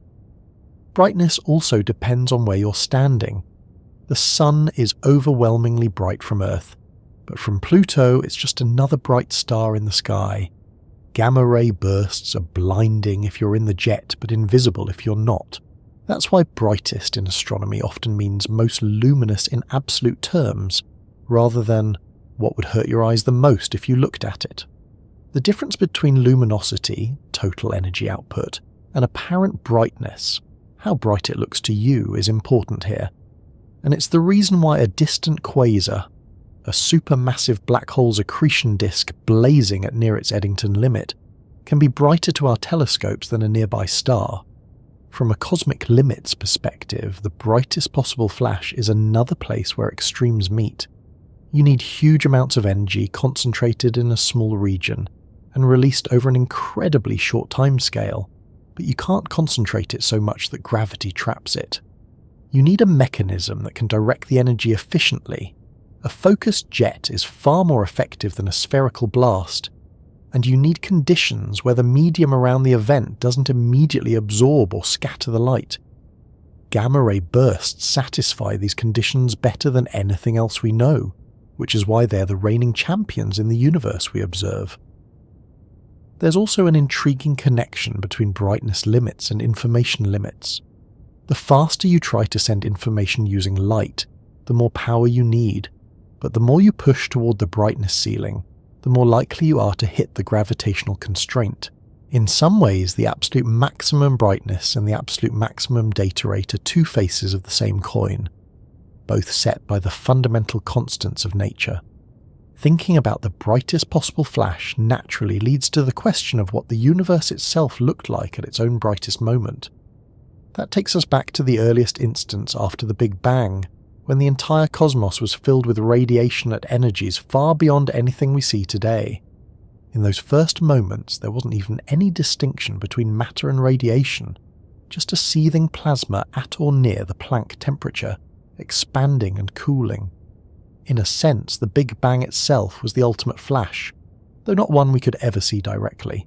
since light as we know it couldn't travel freely until hundreds of thousands of years later. From the dazzling heights of cosmic brightness, it's not a big leap to start thinking about the other end of visibility, the most perfect darkness possible, a place where no light at all can reach you. And in the universe, that's not just an empty void, it's a boundary defined by the expansion of space itself, a horizon that marks the limits of what we can ever hope to see. If the brightest flashes in the universe are over in seconds or less, there's an opposite kind of extreme that's no less fascinating. Lives that stretch not just for billions, but potentially for trillions of years. In the human frame of reference, even a few centuries is unimaginably long. Civilizations rise and fall in much shorter spans, and the oldest living things we know on Earth, certain bristlecone pines, a few ancient corals, have lifespans of thousands of years at most. But in the cosmos, where time is measured on scales so vast that stars and galaxies are the primary markers, there are objects that endure for spans we struggle to even conceptualize. Stars themselves offer a striking range of lifetimes. The most massive stars, burning through their fuel at a furious rate, can exhaust themselves in just a few million years, a cosmic blink. The Sun, a modest middleweight, has a projected lifespan of about 10 billion years, roughly halfway through its main sequence life. But it's the smallest, coolest stars, as the red dwarfs, that set the records. With masses just a fraction of the Sun's, they burn their hydrogen so slowly that their lives can stretch into the trillions of years. No red dwarf has ever died of old age because the universe itself is too young. They've all still got fuel to spare. These long-lived stars point to an important fact. In astrophysics, longevity is often about moderation. The less energy an object produces, the slower it uses up its available resources. A red dwarf's dim, steady burn means it sips its fuel instead of guzzling it. They also tend to be stable, without the kinds of violent outbursts that can shorten a star's life. The trade-off is that they're too faint to be visible to the naked eye from Earth unless they're extremely close. But in terms of sheer survival, they're unmatched among stars we can observe today. Beyond stars, the cosmos contains structures and objects that can persist for mind-boggling lengths of time. Take white dwarfs, for example, the remnants of sun-like stars after they've shed their outer layers. These stellar embers no longer produce energy through fusion, but they still radiate heat. Over trillions of years, they cool and fade, eventually becoming so cold that they're effectively invisible. At that point, they'd be called black dwarfs, though none exist yet because the universe hasn't been around long enough for one to form. Then there are planets, moons, and other small bodies.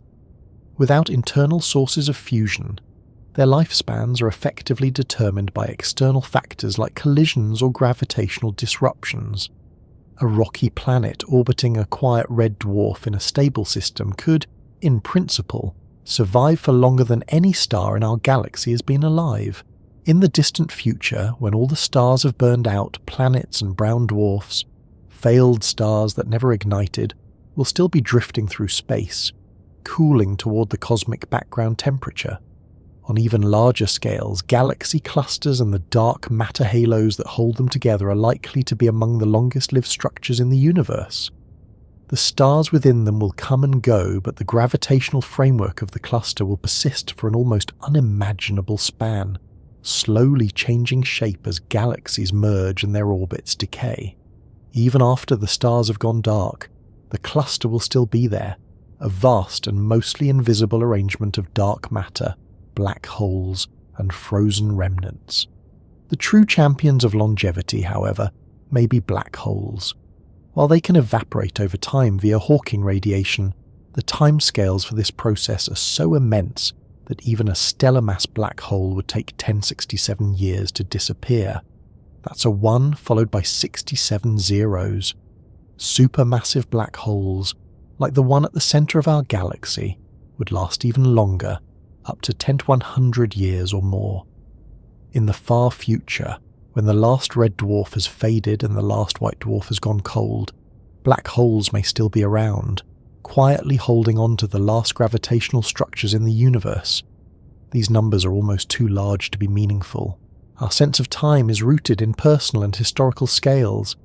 Decades, centuries, perhaps a few millennia when we think about ancient civilizations. We can stretch to imagine the age of the Earth at 4.5 billion years and the age of the universe at 13.8 billion years. But trillions, quadrillions, and beyond take us into territory where human intuition stops being useful. At those scales, change is so slow that the universe feels static. The slow drift of stars, the gradual evaporation of black holes, the cooling of dead planets, all unfold over spans that dwarf the entire history of life on Earth. It's not just a matter of endurance for its own sake.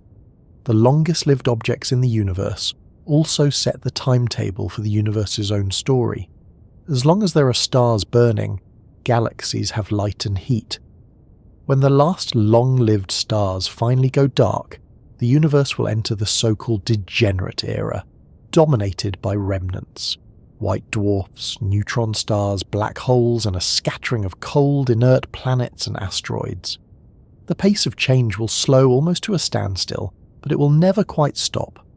One of the intriguing things about longevity is how it interacts with other cosmic limits. A star that's too bright burns out quickly.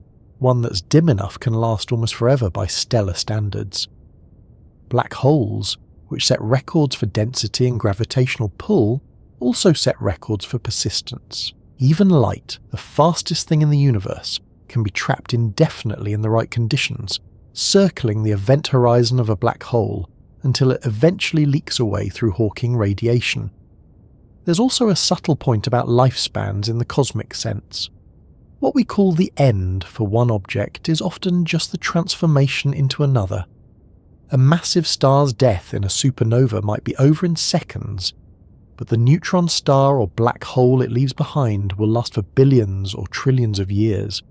A galaxy might lose its brightest stars quickly, but its dark matter halo will endure far longer. Even the proton, the building block of ordinary matter, might not be truly immortal. Some theories predict it could decay over timescales of 1034 years or more, a number so large that it's meaningless in everyday language. The longest possible lifespans, then, aren't just about records. They're about the shape of cosmic history, the way the universe paces itself over time. The short, brilliant lives of massive stars seed the cosmos with heavy elements, making planets and life possible. The long, quiet lives of red dwarfs and black holes ensure that the universe won't run out of structure for a very long time. Together, they form a kind of rhythm, bursts of creation and destruction on humanly unimaginable scales, followed by eons of quiet persistence. Eventually, of course, even the most long-lived things must end, at least in the universe as we understand it.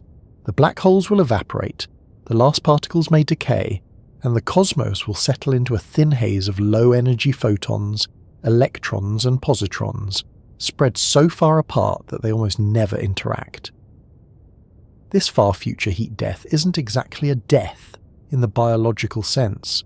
Nothing was ever alive in the way we are. But it marks the end of complexity, structure, and change. The longest-lived things will have stretched their existence across the entire arc of cosmic time, only to fade into the background. In any direction you look, the universe seems to go on, scattered with stars, galaxies, and faint smudges of light. The deeper our telescopes peer, the more ancient the light we collect, carrying messages from a time long before Earth even existed. But no matter how powerful our instruments become, there's a point beyond which we cannot see. It's not because our technology isn't good enough, or because there's nothing out there. It's because there's a limit set by the laws of physics themselves, the edge of the observable universe. The key word here is observable. The universe itself may be much larger than the part we can see, perhaps infinitely so. But because light travels at a finite speed, and the universe has a finite age, there's only a certain region from which light has had time to reach us since the beginning. Think of it like standing in the middle of a vast, dark plain with a flashlight that's only been on for a short time. The circle of ground it's illuminated represents the observable patch. Beyond that circle, the light simply hasn't had enough time to get there yet. In our case, the flashlight is the Big Bang, and the illuminated circle is nearly 46 billion light-years in radius. That number might seem strange at first, because the universe is 13.8 billion years old. Shouldn't the edge of the observable be 13.8 billion light-years away? The difference comes from the fact that space itself has been expanding all the while. Light from the most distant objects we can see was emitted billions of years ago, when those objects were much closer, but as the light travelled, space stretched, carrying those objects farther away. By the time the light reaches us, the source is now tens of billions of light-years distant. What we're actually seeing at the farthest limit isn't a galaxy or a star at all.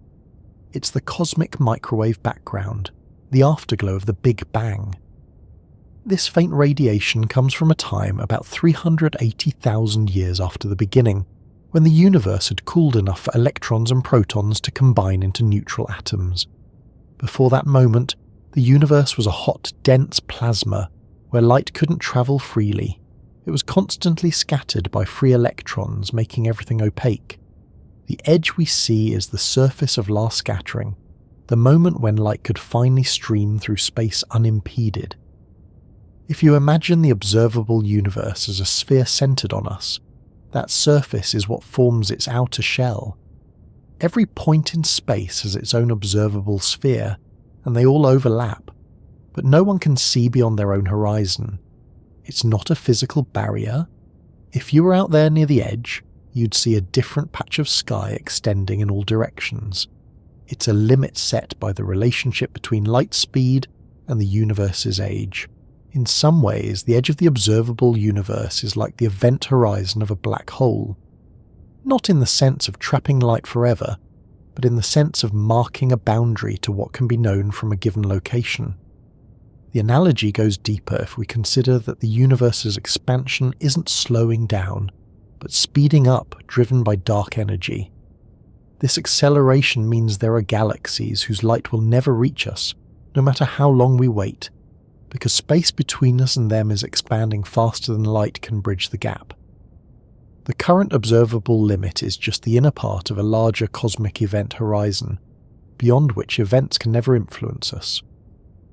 This has an important consequence. The observable universe is getting larger in terms of distance. More ancient light is reaching us over time. But at the same time, the number of galaxies we can ever hope to observe is finite. As expansion continues, more and more galaxies will slip beyond the cosmic event horizon, disappearing from view forever. In the distant future, an observer in our galaxy might see only the local group of galaxies, with everything else gone, leaving them with no direct evidence of the wider cosmos. The edge of the observable is also a time boundary. The farther away we look, the further back in time we're seeing. At intermediate distances, we see galaxies in various stages of formation, giving us a kind of cosmic history book in reverse. At the farthest distances, we see the universe itself as a baby, still glowing with the heat of its birth. The fact that we can see this far is what allows cosmologists to test models of the early universe, measure the distribution of matter, and probe the nature of dark energy and dark matter. Yet beyond that visible edge, we know almost nothing. It could be more of the same, an endless continuation of galaxies, voids, and clusters, or it could be radically different, shaped by conditions we can't detect from here. If the universe is finite, it might curve back on itself, so that if you could somehow travel far enough, you'd return to your starting point.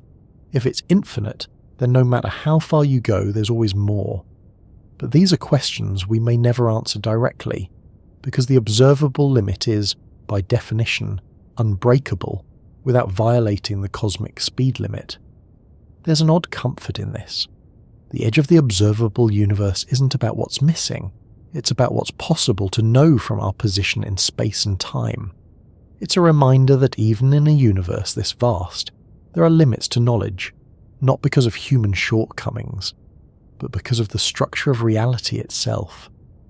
We live in a finite window into something that may be boundless, and everything we've ever known or seen is contained within it. In that sense, the edge is not a hard stop, but a frame. It gives shape to the universe as we experience it, defining the larger scales we can directly study. And it invites speculation about what lies beyond, not in a mystical sense, but in the curiosity that drives science forward. Even though we may never see past that horizon, our models can extend into the unobservable, testing possibilities against the patterns we see inside. When you think about limits in the universe, it's easy to picture them as physical boundaries. The fastest speed you can travel, the smallest unit of space, the furthest distance you can see. But there's another kind of a limit that's less tangible, yet every bit as real. The limit to how much information can exist in a given space. It's a boundary not of matter or energy, but of knowledge itself. At first, this might sound strange. Information isn't like a physical object that takes up room, is it? But in physics, information is inseparably tied to the arrangement and state of matter and energy. Every particle, every photon, every quantum field contains information about its properties and its history. If you want to store a bit of information, a simple yes or no, you need some kind of physical system to represent it. A mark on paper, a magnetic flip on a hard drive, the quantum spin of an electron, all require real, finite resources. That means there's a limit to how much you can pack into a given volume before you hit a wall. That wall is defined by the laws of thermodynamics and quantum mechanics, and most famously by something called the Bekenstein bound.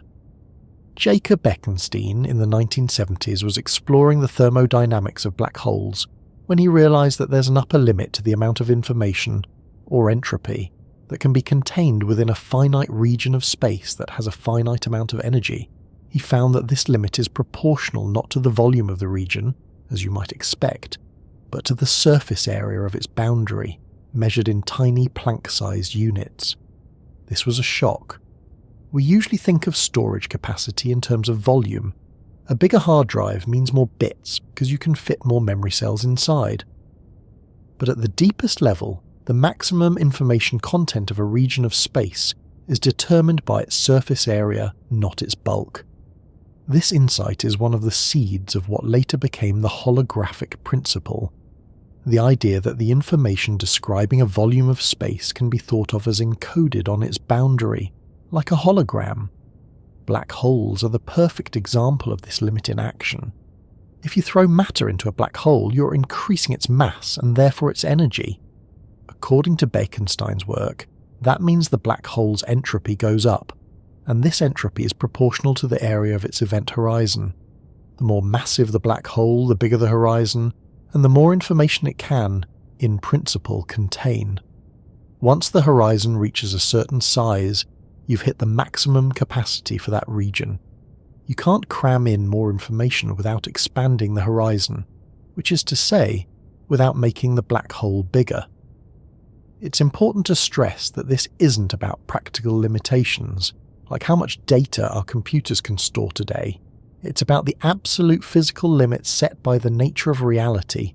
You can't bypass it with better technology because it's not a matter of engineering. It's baked into the laws of physics. Just as you can't accelerate a particle past the speed of light no matter how much energy you pour in, you can't exceed the information density limit without changing the very structure of the space you're using. There's another connection here to energy. Landauer's principle, from information theory, says that erasing a single bit of information requires a minimum amount of energy, proportional to the temperature of the system. This ties the abstract concept of information to thermodynamics in a concrete way. If you try to store and process more and more data in a finite system, the heat generated becomes a serious constraint. At the ultimate densities described by the Bekenstein bound, this isn't just a problem. It's a fundamental limit. In the cosmic context, this means that the universe itself has a finite information capacity. There's only so much detail that can exist inside the observable universe. even if it's unimaginably vast. If you tried to imagine storing every possible detail of every particle's position and state, you'd quickly find that you run into this limit. It's not infinite resolution all the way down. There's a finite number of bits the universe can hold, set by its size and energy content. This has profound implications for our understanding of reality.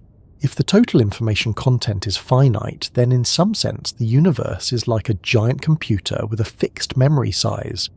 Every event, every object, every arrangement of matter and energy is part of the data stored in that cosmic memory. The laws of physics are like the operating system updating the state of the system from moment to moment.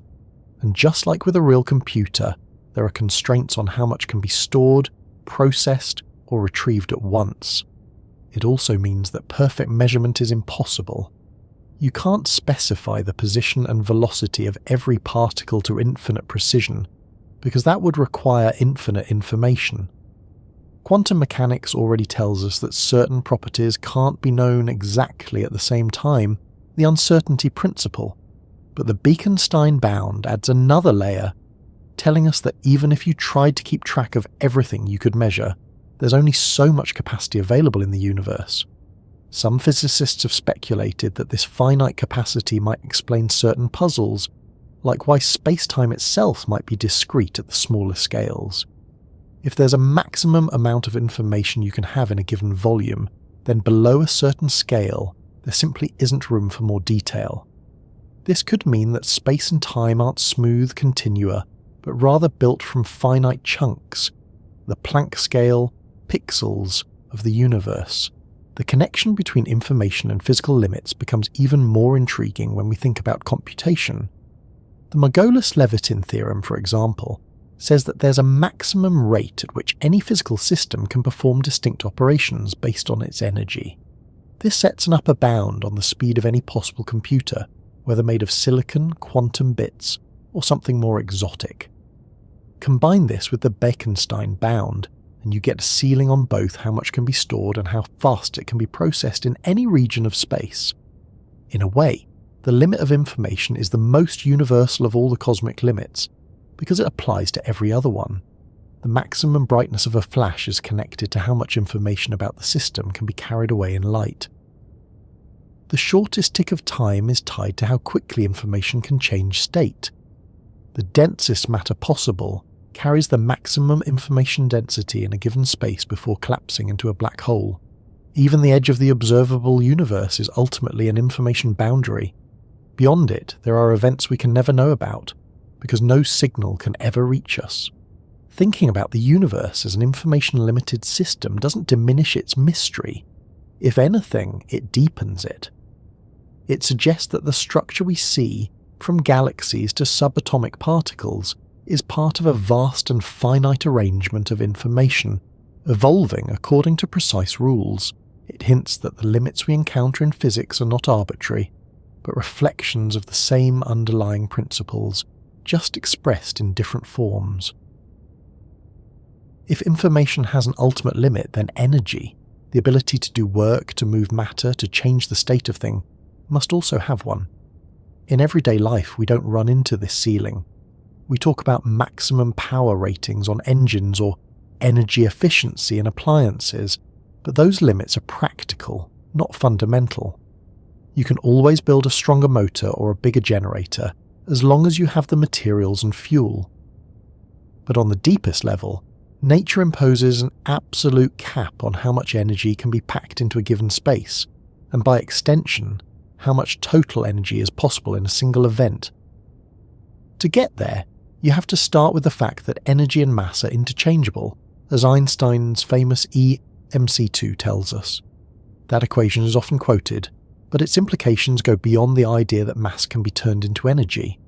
It also means that any concentration of energy has mass, and therefore it has gravity.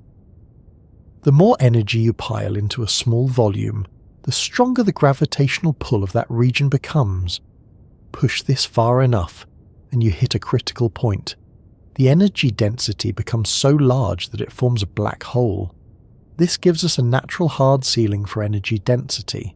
If you try to exceed it in a given space, the space collapses into its own event horizon. The limit is set by the Planck energy scale, about 1.1019 giga-electron-volts, unimaginably higher than anything we can reach with our particle accelerators today. In human-built machines, the most energetic collisions we've ever made are at the Large Hadron Collider, which reaches a few trillion electron-volts, still 16 orders of magnitude below the Planck energy. That's not just a matter of funding or technology.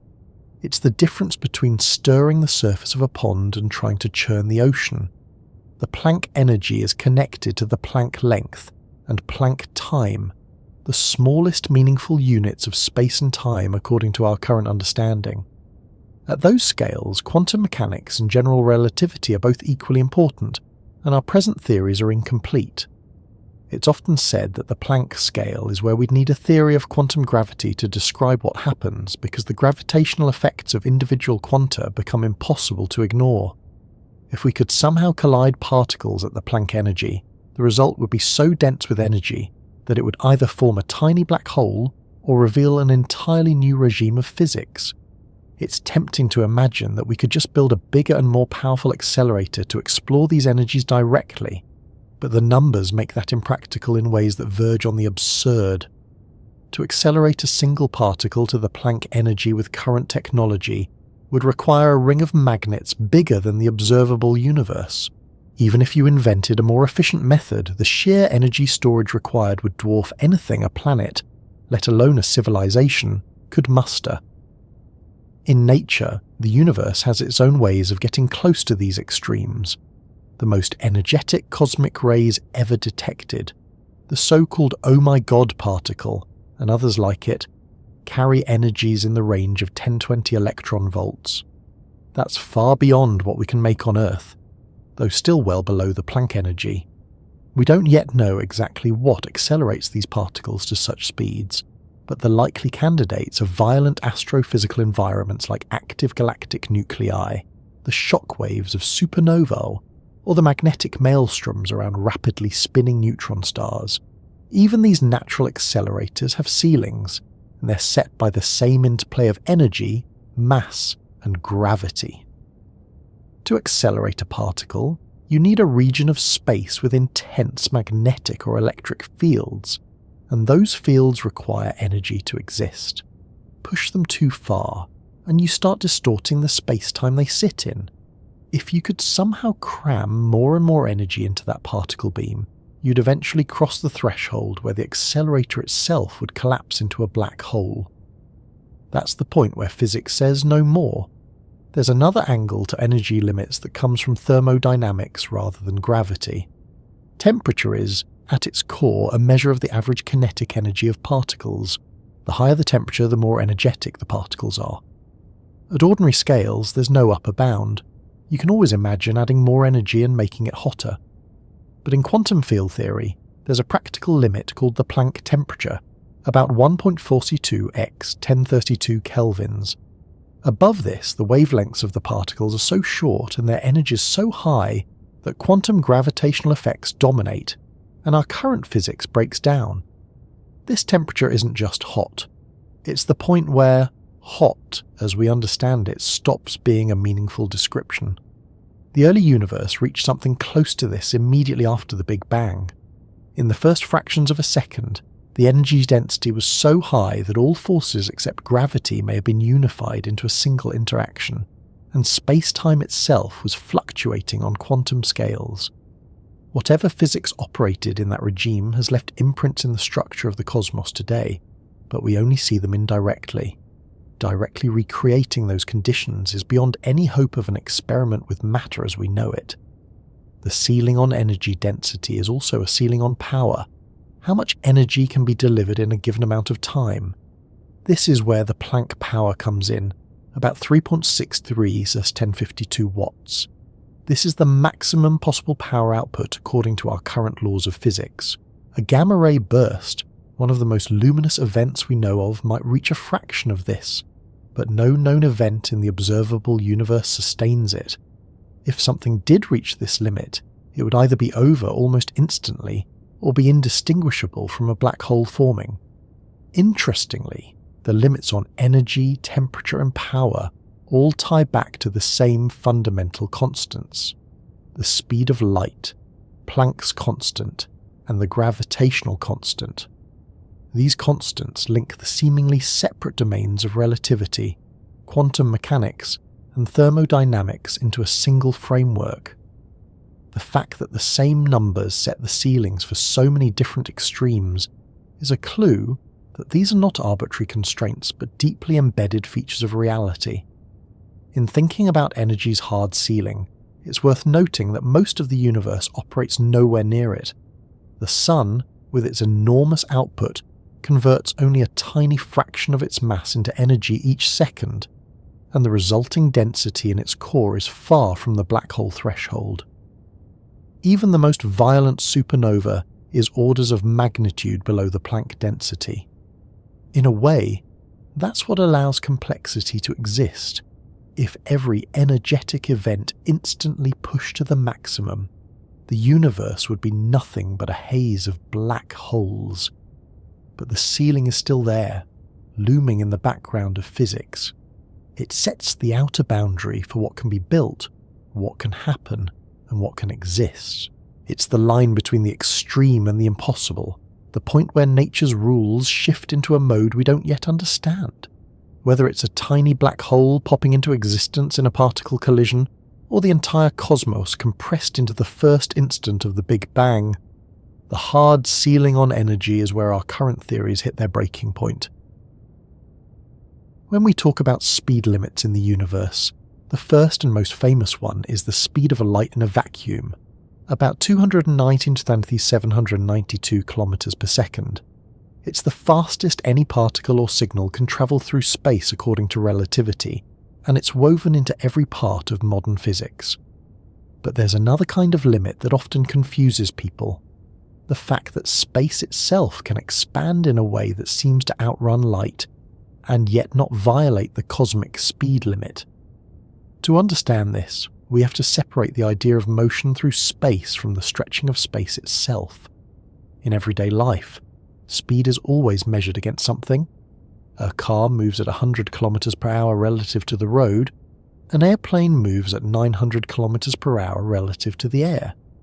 Light moves at its maximum speed relative to any observer, regardless of their motion.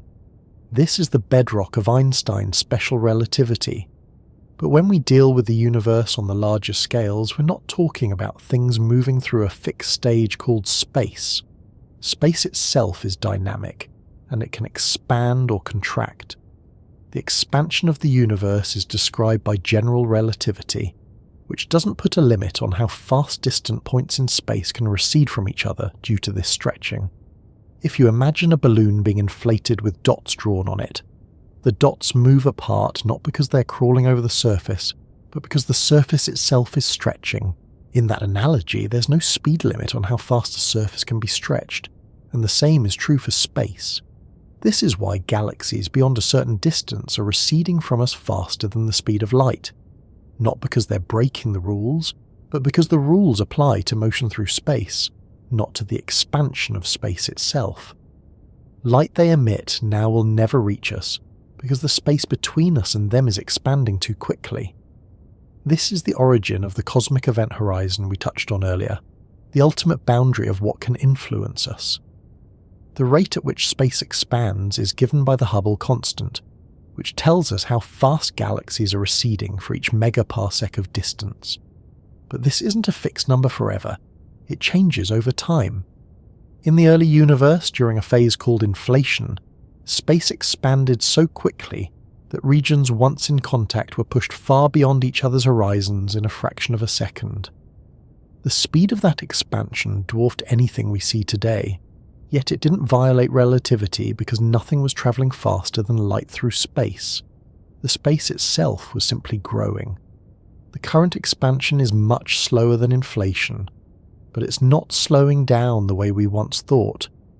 Observations of distant supernovae in the late 1990s revealed that the expansion is actually accelerating, driven by something we call dark energy. This means that over time, more and more of the universe will slip beyond our reach, no matter how fast we try to travel toward it.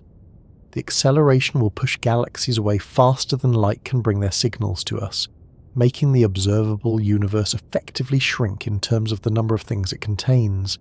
This idea, that there's a speed limit for motion but not for expansion, sometimes makes people think we could use expansion as a kind of loophole to travel faster than light.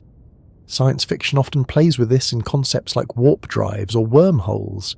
In theory, if you could create a region of space that expanded behind you and contracted in front of you, you could effectively move faster than light relative to distant objects without breaking local speed limits.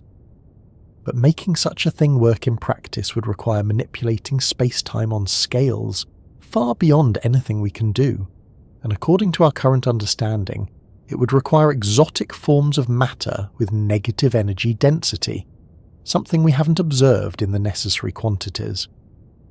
On a practical level, the cosmic expansion speed limit means that there are parts of the universe we can never reach, even with an infinitely advanced spacecraft. There's a sphere around us, about 16 billion light-years in radius in co-moving distance, beyond which galaxies are already receding faster than light. Anything beyond that sphere is effectively cut off forever, not because it's infinitely far away now, but because the expansion will always outpace any attempt to catch up. It's a strange thought. The universe is vast, possibly infinite, but our future light cone, the region we can ever interact with, is finite. In a few tens of billions of years, only the galaxies bound to our own will remain visible, and the rest will have slipped over the horizon. The night sky will look empty and dark, not because the stars have gone out, but because their light can no longer bridge the expanding gap. This also ties into the way we measure distances in cosmology. There's the proper distance, which is how far something is right now, if you could freeze the expansion, and there's the light travel distance, which is how far the light has come since it was emitted. Because the expansion changes over time, these numbers don't match in the way they would in a static universe. A galaxy whose light took 13 billion years to reach us might now be 30 billion light-years away, and still moving away faster than light. The cosmic expansion speed limit isn't really a limit in the same way as the speed of light. It's more like a structural feature of the universe, a consequence of how space and time are linked in general relativity. The limit that matters locally, no object with mass can move faster than light relative to its immediate surroundings, still holds everywhere. But globally, the geometry of space-time can change in ways that make distant regions recede at any rate. It's worth noting that if the acceleration of the universe continues unchecked, we might one day face an even more extreme limit, the so-called Big Rip scenario. In this speculative model, dark energy's influence grows so strong that it doesn't just push galaxies away from each other, it eventually overcomes all other forces. Galaxies, solar systems, planets, even atoms would be pulled apart as space expands faster and faster everywhere. Most cosmologists think this isn't the fate we're headed for, but it's an example of how the rules of cosmic expansion can push the concept of a speed limit to its breaking point. So while nothing can outrun light through space, the expansion of space itself plays by a different set of rules, allowing the universe to carry objects apart at superluminal speeds without contradiction. This is one of those ideas that's counterintuitive at first, but once you grasp it, it becomes a key to understanding why the universe looks and behaves the way it does. When you think of limits in the universe, computation might not be the first that comes to mind. But if you step back and think of the universe itself as a vast information processor, constantly updating its state according to the laws of physics, then it becomes clear that there's a maximum rate at which those updates can happen. This is the ultimate computational limit, a boundary not of machines we build, but of the very fabric of reality. We can start with the way computers work in the everyday sense. Whether it's a laptop or a supercomputer, a device processes information by moving bits through logical operations. The faster it can do that, the more problems it can solve in a given amount of time. For decades, the speed of computation has climbed steadily, driven by smaller transistors, better materials, and more parallel processing. But this progress has always been bounded by physical limits.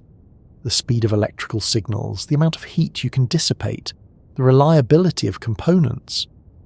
If you strip away the engineering specifics and look only at the physics, there's an absolute bound that applies to any computational device in the universe. It comes from the combination of quantum mechanics and relativity, and it's known as the Margulis-Levitin limit. This theorem says that the maximum number of distinct operations a system can perform per second is directly proportional to its energy, and the constant of proportionality comes from Planck's constant, the same number that governs quantum behavior at the smallest scales. In practical terms, this means that if you have a system with a certain amount of mass energy, there's a hard cap on how quickly it can change from one distinguishable state to another. For a 1 kilogram mass of perfectly efficient computing matter, the maximum rate is about 5.4 for 1050 operations per second. That's an absurdly large number compared to anything humans have built, but it's finite. No matter how clever you are, you can't exceed it without adding more mass or energy. The other key piece of this puzzle comes from the Bekenstein bound, which we've already touched on when talking about the limit of information. That bound tells you the maximum number of bits that can be stored in a given region of space with a given amount of energy. Combine the Bekenstein bound, storage, with the Margulis-Levitin limit, processing speed, and you get the ultimate ceiling on how powerful a computer can be. This isn't a matter of technology or design, it's baked into the laws of physics. If you wanted to build the fastest possible computer using all the resources of Earth, you'd have to convert the planet into something close to a black hole to reach the upper bound. A black hole, in fact, is often considered the ultimate computer in a purely theoretical sense. Its entropy, proportional to its horizon area, measures the maximum amount of information it can contain, and Hawking radiation could, in principle, serve as a way to process and output that information. A black hole of Earth's mass could perform about 1075 operations per second, orders of magnitude beyond any conceivable artificial machine. But there's a catch. Such a computer wouldn't be practical. You can't program a black hole in the usual sense, and retrieving information from it would be an exercise in patience, measured in evaporation timescales far longer than the age of the universe. The ultimate computational limit is more a theoretical boundary than a blueprint. It tells us what's possible in principle, not what's useful in practice. Even so, this concept has surprising implications when you think about the universe as a whole. If the observable universe contains about 1080 particles and has existed for 1017 seconds, then the total number of possible operations since the Big Bang, assuming it's been running at the maximum possible rate, is on the order of 120. That's a huge number, but it's not infinite. It means that in 13.8 billion years, the universe has had only a finite number of computational steps to evolve from its initial state to the present. This finite computational capacity places constraints on the complexity of things that can exist. You can't have a process that requires more operations than the universe has had time to perform. It also hints at why certain things, like perfect simulation of the universe in all its detail, are impossible. You'd need a computer bigger than the universe itself to keep up. Even a hypothetical civilization far more advanced than ours would be bound by these same rules. They could build faster and denser computers, but never ones that surpass the ultimate limits without increasing the mass energy they control. One interesting thought experiment that comes out of this is the idea of computronium, matter optimized at the atomic or subatomic level for maximum computation. In theory, you could take all the atoms of a planet or a star and arrange them into the most efficient computing structure possible, reaching close to the Bekenstein and Margulis-Levitin bounds for that mass. In practice, we're nowhere near that level of control over matter, and there are all sorts of engineering challenges that would get in the way. But the physics says there is a definite ceiling, and computronium would be the way to approach it. At the cosmic scale, some have speculated that the universe itself might be doing something like this, that reality is, in a sense the output of a vast computation obeying these fundamental limits.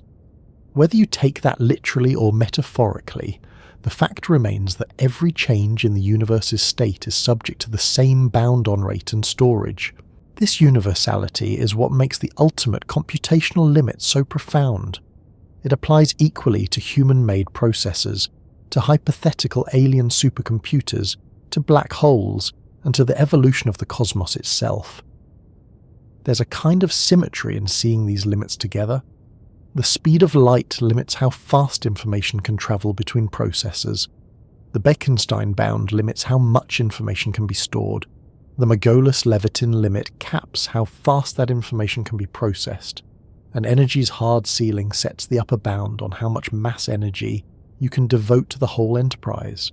Each one is a piece of the same puzzle, and together they define the maximum pace at which the universe's story can unfold. If the universe imposes limits on speed, energy, information, and computation, it shouldn't be surprising that it also sets limits on life.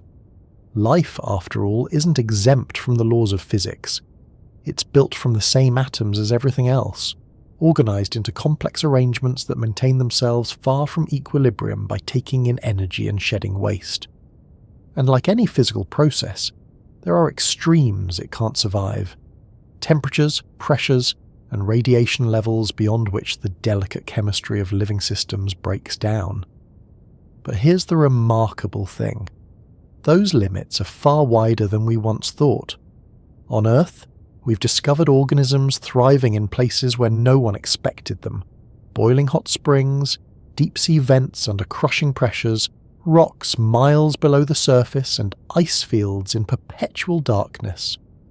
These so-called extremophiles have pushed our understanding of life's range, forcing us to reconsider where life might exist elsewhere in the universe. Temperature is one of the clearest boundaries. Proteins, the molecular machines of cells, rely on specific shapes to function. Heat can cause those shapes to unravel, a process called denaturation, while cold can slow down chemical reactions to a near halt. For most familiar life, liquid water is a necessity, so the usual range for active metabolism is between degrees and 100 a year under Earth-like pressure, but certain thermophiles, like those found in hydrothermal vents, can function at temperatures above 120 degrees Celsius, thanks to specially adapted enzymes and heat-stable membranes. At the other extreme, psychrophiles in Antarctic ice can metabolize slowly even at 120 degrees, with anti-freeze-like proteins keeping their internal fluids from freezing solid. Pressure sets another set of boundaries. At the bottom of the Mariana Trench, pressures exceed 1,000 times that at sea level, enough to crush most submarines. Yet piezophils, pressure-loving microbes, not only endure these conditions but require them for proper function. Their proteins and membranes are adapted to stay flexible and active under immense compression. On the other side, some organisms can survive in the near vacuum of space for limited periods, as shown by experiments exposing microbes and tiny animals called tardigrades to the harsh environment outside the International Space Station. Radiation is another killer for most life. High-energy photons and particles can break chemical bonds, shred DNA, and damage cellular machinery. But even here, some organisms have remarkable defences. Deinococcus radiodurans, for example, can survive radiation doses thousands of times higher than those lethal to humans, thanks to efficient DNA repair systems and protective antioxidants. These adaptations hint at the resilience life can evolve when its survival depends on it. Desiccation, the complete removal of water, is yet another boundary. Water is the medium for almost all biological chemistry, so drying out typically halts life's processes. Yet some organisms can survive complete dehydration by entering a dormant state.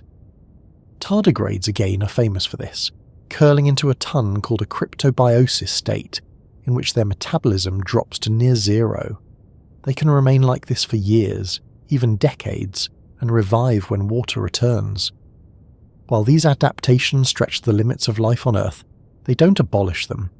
Proteins still lose their structure at high enough heat. Membranes still become rigid and fragile at extreme cold.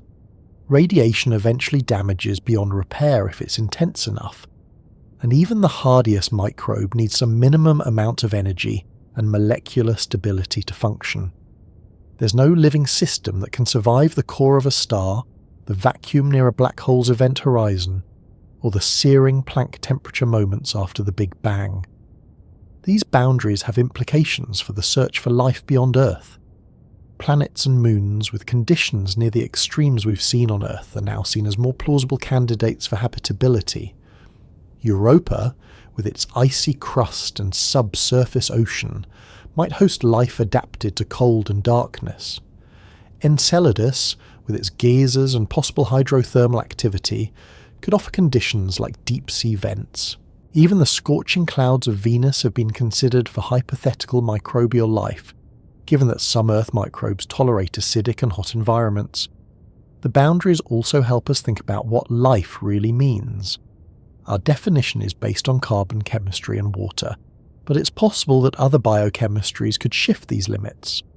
Silicon-based life, for example, is often imagined in science fiction because silicon can form long chains like carbon, though in reality its chemistry is less flexible.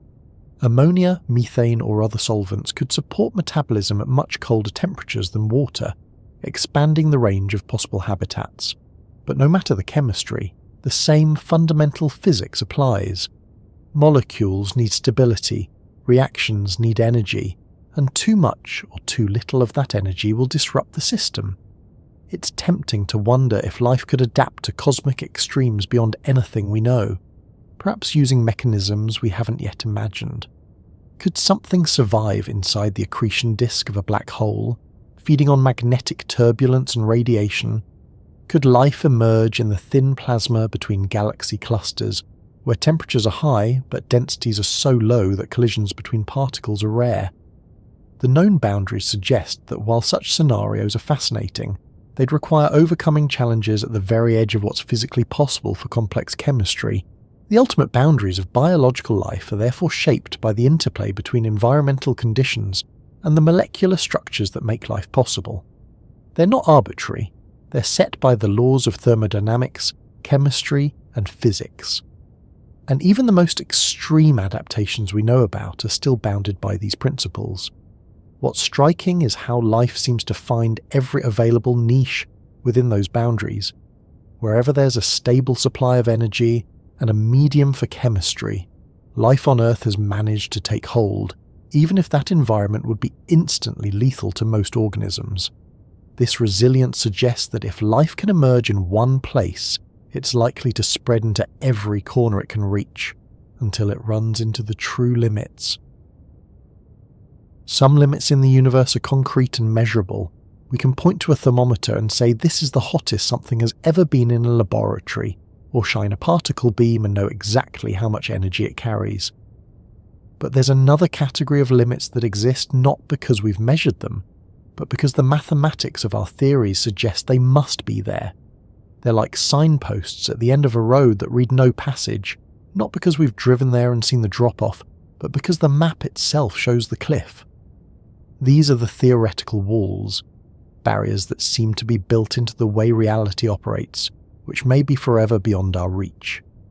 One of the most famous is cosmic censorship. This principle, proposed in the late 1960s by Roger Penrose, says that singularities, the infinitely dense points predicted to exist at the centres of black holes, must always be hidden from the outside world by an event horizon. Without this rule, a so-called naked singularity could exist, exposing a place where the laws of physics break down to direct observation. That would be troubling for general relativity, because a singularity's gravitational pull could be so extreme and unpredictable that it would make the future evolution of the universe in that region unknowable. The cosmic censorship hypothesis isn't proven, but so far every realistic scenario we've modelled seems to obey it. It's as if nature keeps its most chaotic regions politely behind a curtain. Another wall is the unitarity principle in quantum mechanics. This is the idea that the total amount of probability in a quantum system always adds up to 1, and that information about a system's past is never truly lost. It's preserved in the evolution of the wave function. This becomes especially contentious when you mix quantum mechanics with black holes. Stephen Hawking famously showed that black holes emit radiation and can evaporate over time, which seems to lead to a paradox. If the radiation is purely thermal, it carries no information about what fell in, meaning that when the black hole disappears, that information is lost forever. This would violate unitarity, something quantum mechanics doesn't allow. The black hole information paradox has been debated for decades, and while many physicists suspect that the information must somehow be preserved, perhaps encoded in subtle correlations in the radiation, the exact mechanism remains a mystery. Until we know, the preservation of information stands as a theoretical wall we believe exists, but can't yet fully see. Then there's the limit set by the uncertainty principle. Heisenberg's formulation tells us that we can't simultaneously know certain pairs of properties, like position and momentum, with arbitrary precision. This isn't a matter of better measurement tools, it's a feature of reality itself. Trying to pin down one of those properties more precisely inevitably blurs the other. At small scales, this is more than a nuisance. It's the reason atoms are stable, why electrons don't spiral into nuclei, and why quantum systems have a kind of built-in fuzziness. It's a wall we're constantly aware of because it defines the very structure of matter. The second law of thermodynamics is another.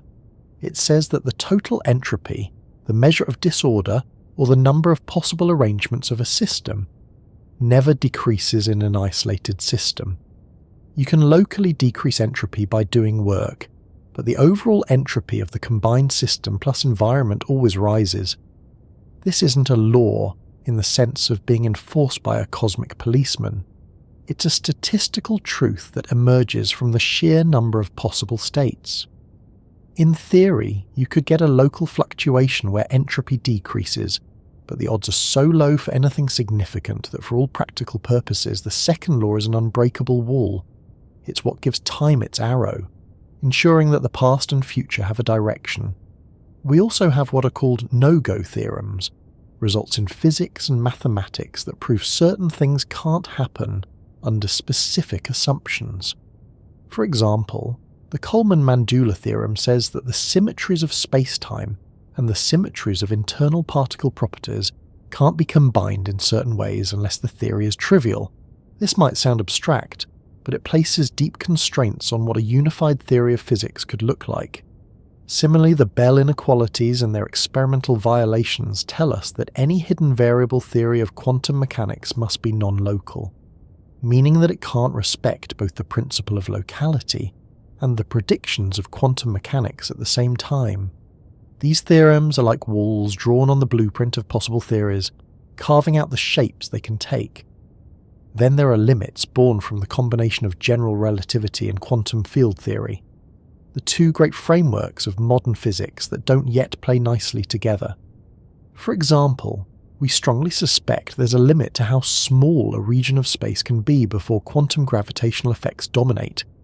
That's the Planck length, and it's where our current theories simply stop giving reliable answers. It's not that something physically blocks us from looking smaller. It's that the mathematics collapses into nonsense when we try. It's a wall of ignorance, one we might move by inventing a better theory, but for now, it's absolute. In some cases, these walls might not be fundamental after all. They might be temporary scaffolding, boundaries drawn in our current models that a future theory will redraw. For example, the speed of light in a vacuum is absolute for any object with mass. But in the early days of physics, people thought there might be ways to slip around it. Special relativity closed that door, but general relativity opened another one. While you can't travel faster than light through space, space itself can expand faster than light. That wasn't breaking the wall, it was finding out that the wall had a shape we didn't expect. The most tantalizing question about these theoretical limits is whether they're truly inviolable, or just markers for the edge of our understanding. Cosmic censorship might fall if we find a realistic process that produces a naked singularity, and if that happens, we'd need new physics to describe it. The black hole information paradox might dissolve when we finally have a full theory of quantum gravity, perhaps showing that information is never lost in a deeper sense. Even the uncertainty principle, which seems as fundamental as any, might one day be understood as a consequence of something more basic, though it's hard to imagine physics without it. The danger in treating these boundaries as immutable is that it can discourage exploration, but the danger in assuming they can be crossed is that it can lead to chasing impossibilities. The art of physics is often in deciding which limits are there to be tested and which are part of the bedrock of reality. Sometimes that decision is made by theory, sometimes by experiment, and sometimes, frustratingly, by the fact that the conditions needed to test a limit are so extreme we can't reach them.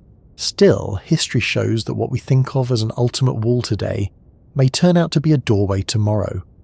The speed of sound was once thought of as a natural limit until technology developed to surpass it. The same could be true for certain impossible regions of physics. But there will almost certainly remain boundaries we can approach forever without crossing, like the speed of light for objects with mass, or the impossibility of reversing entropy on a macroscopic scale. These are the lines reality has drawn, the ones that keep the structure of the cosmos coherent. And so, as we stand before these theoretical walls, we're reminded that the universe isn't an open field without boundaries. It's a landscape with ridges, cliffs, and sheer drops, some visible, some hidden in fog. Our path winds between them, sometimes right up to the edge, sometimes turning back, and even if we never breach them, the act of walking toward them, of probing their contours, is part of what gives science its shape.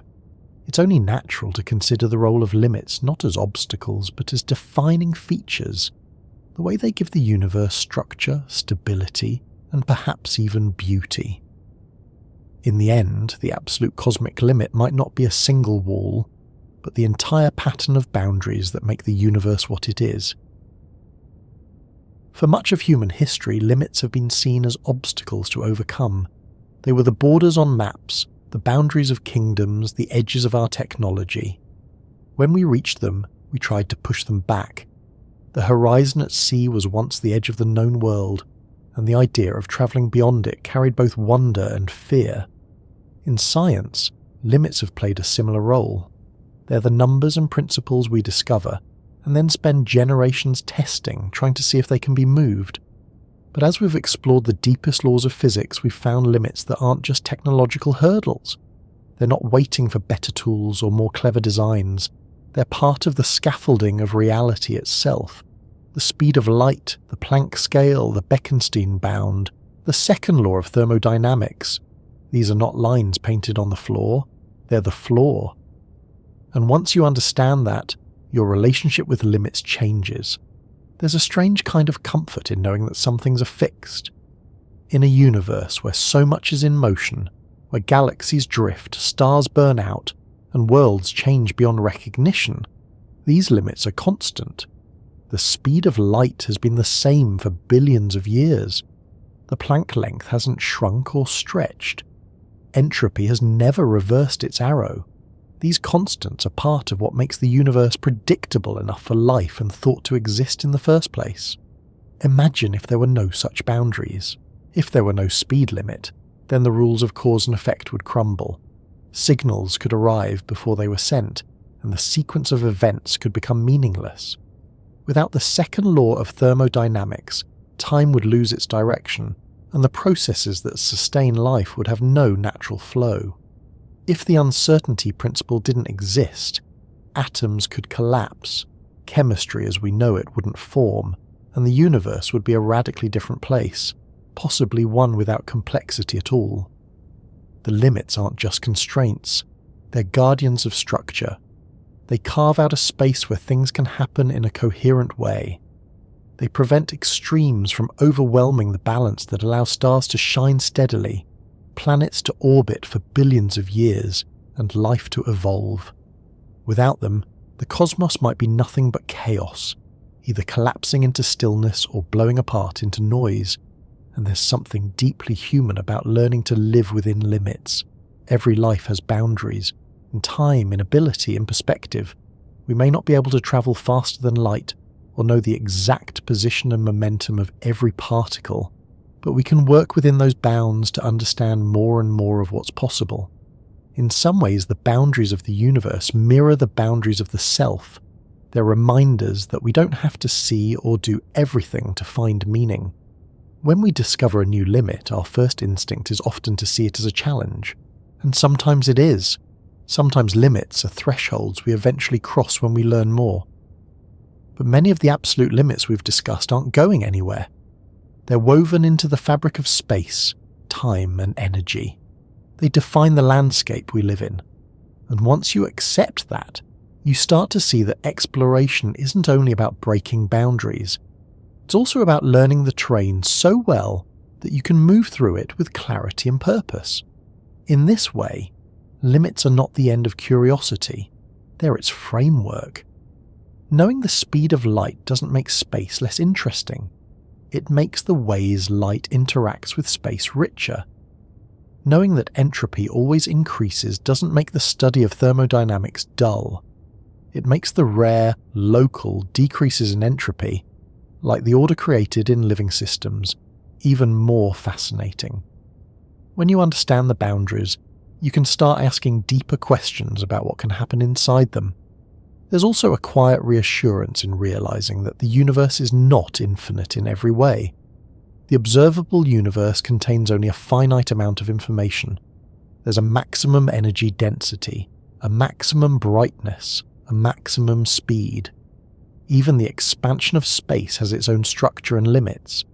It means that, in principle, there's a comprehensible shape to reality. We may never map it completely, but it isn't boundless chaos. It's a system with edges and laws. Sometimes, late at night, when we imagine the vastness of the cosmos, it's easy to feel small and unmoored. But the limits give us a kind of anchor. They tell us that no matter how far you go, there are rules that hold steady. Whether you're looking at a distant galaxy or the movement of atoms in your own body, the same constants apply. That unity, that consistency, is part of what makes science possible, and in a way, it's part of what makes beauty possible too. A song is shaped by the limits of its scale and rhythm. A painting is defined by the edges of its canvas. A story unfolds within the bounds of its language. The universe's limits are like that. They give form to what would otherwise be formless. Without them, we might not have galaxies, stars, planets, or the intricate chain of events that led to life. It's tempting to think that if we could somehow remove all limits, we'd open the door to an endless set of possibilities. But the truth is, without boundaries, possibility itself loses shape. Limits don't just close doors, they define the corridors we can walk down, the rooms we can explore. And as history has shown, even within those corridors, the variety and richness of what's possible is staggering. So when we speak of the absolute cosmic limit, maybe it's not a single number or a single boundary. Maybe it's the collection of all these edges, the speed limit of light, the smallest possible tick of time, the most intense burst of energy, the farthest we can see. Together they create the outline of the universe we inhabit. And rather than being something to resent, that outline can be a source of wonder. Because the limits are not just barriers to our reach, they're the reason there's something to reach for in the first place. They make the universe stable enough for mountains to rise, rivers to flow, minds to form, and questions to be asked. They give us the stage on which every act of discovery takes place. And perhaps that's the deepest comfort of all. We live in a universe that has boundaries, but within those boundaries we're free to explore, to learn, and to create. The limits don't tell us what to think, or what to imagine, or what to dream. They simply tell us the stage we're standing on. The rest, the curiosity, the creativity, the search for meaning, yes, is entirely up to us. Even if we never reach some of the horizons we've talked about, we can still aim toward them. The journey doesn't lose value because the destination is unreachable. In fact, sometimes the unreachable goals are the ones that shape us the most, giving our efforts a direction, and our questions a depth they wouldn't otherwise have. The comfort of limits isn't about settling for less. It's about understanding that the shape of the possible is part of what makes the possible worth pursuing. The cosmos is vast, but it's also structured, and in that structure there's a kind of quiet assurance, a promise that while we may never know everything, we will always have something worth knowing. And so we continue, not in defiance of the limits, but because of them. Each new discovery fits into the framework they provide, adding another detail to the picture. The edges remain steady and unshaken as the picture itself grows richer. And in that ever-growing picture, we find our place, not as creatures trapped by boundaries, but as explorers shaped by them. And that brings us to the end of tonight's journey. We've wandered through the far edges of what's possible, tracing the outlines of the universe's boundaries, and finding not just barriers, but the quiet reassurance they offer. If you found this a soothing way to drift through big ideas, you can always return, and we'll explore something new together. Until then, let the mind settle, let the questions rest for now, and allow yourself to drift into that peaceful space where the universe feels both vast and comfortably close. Sleep well.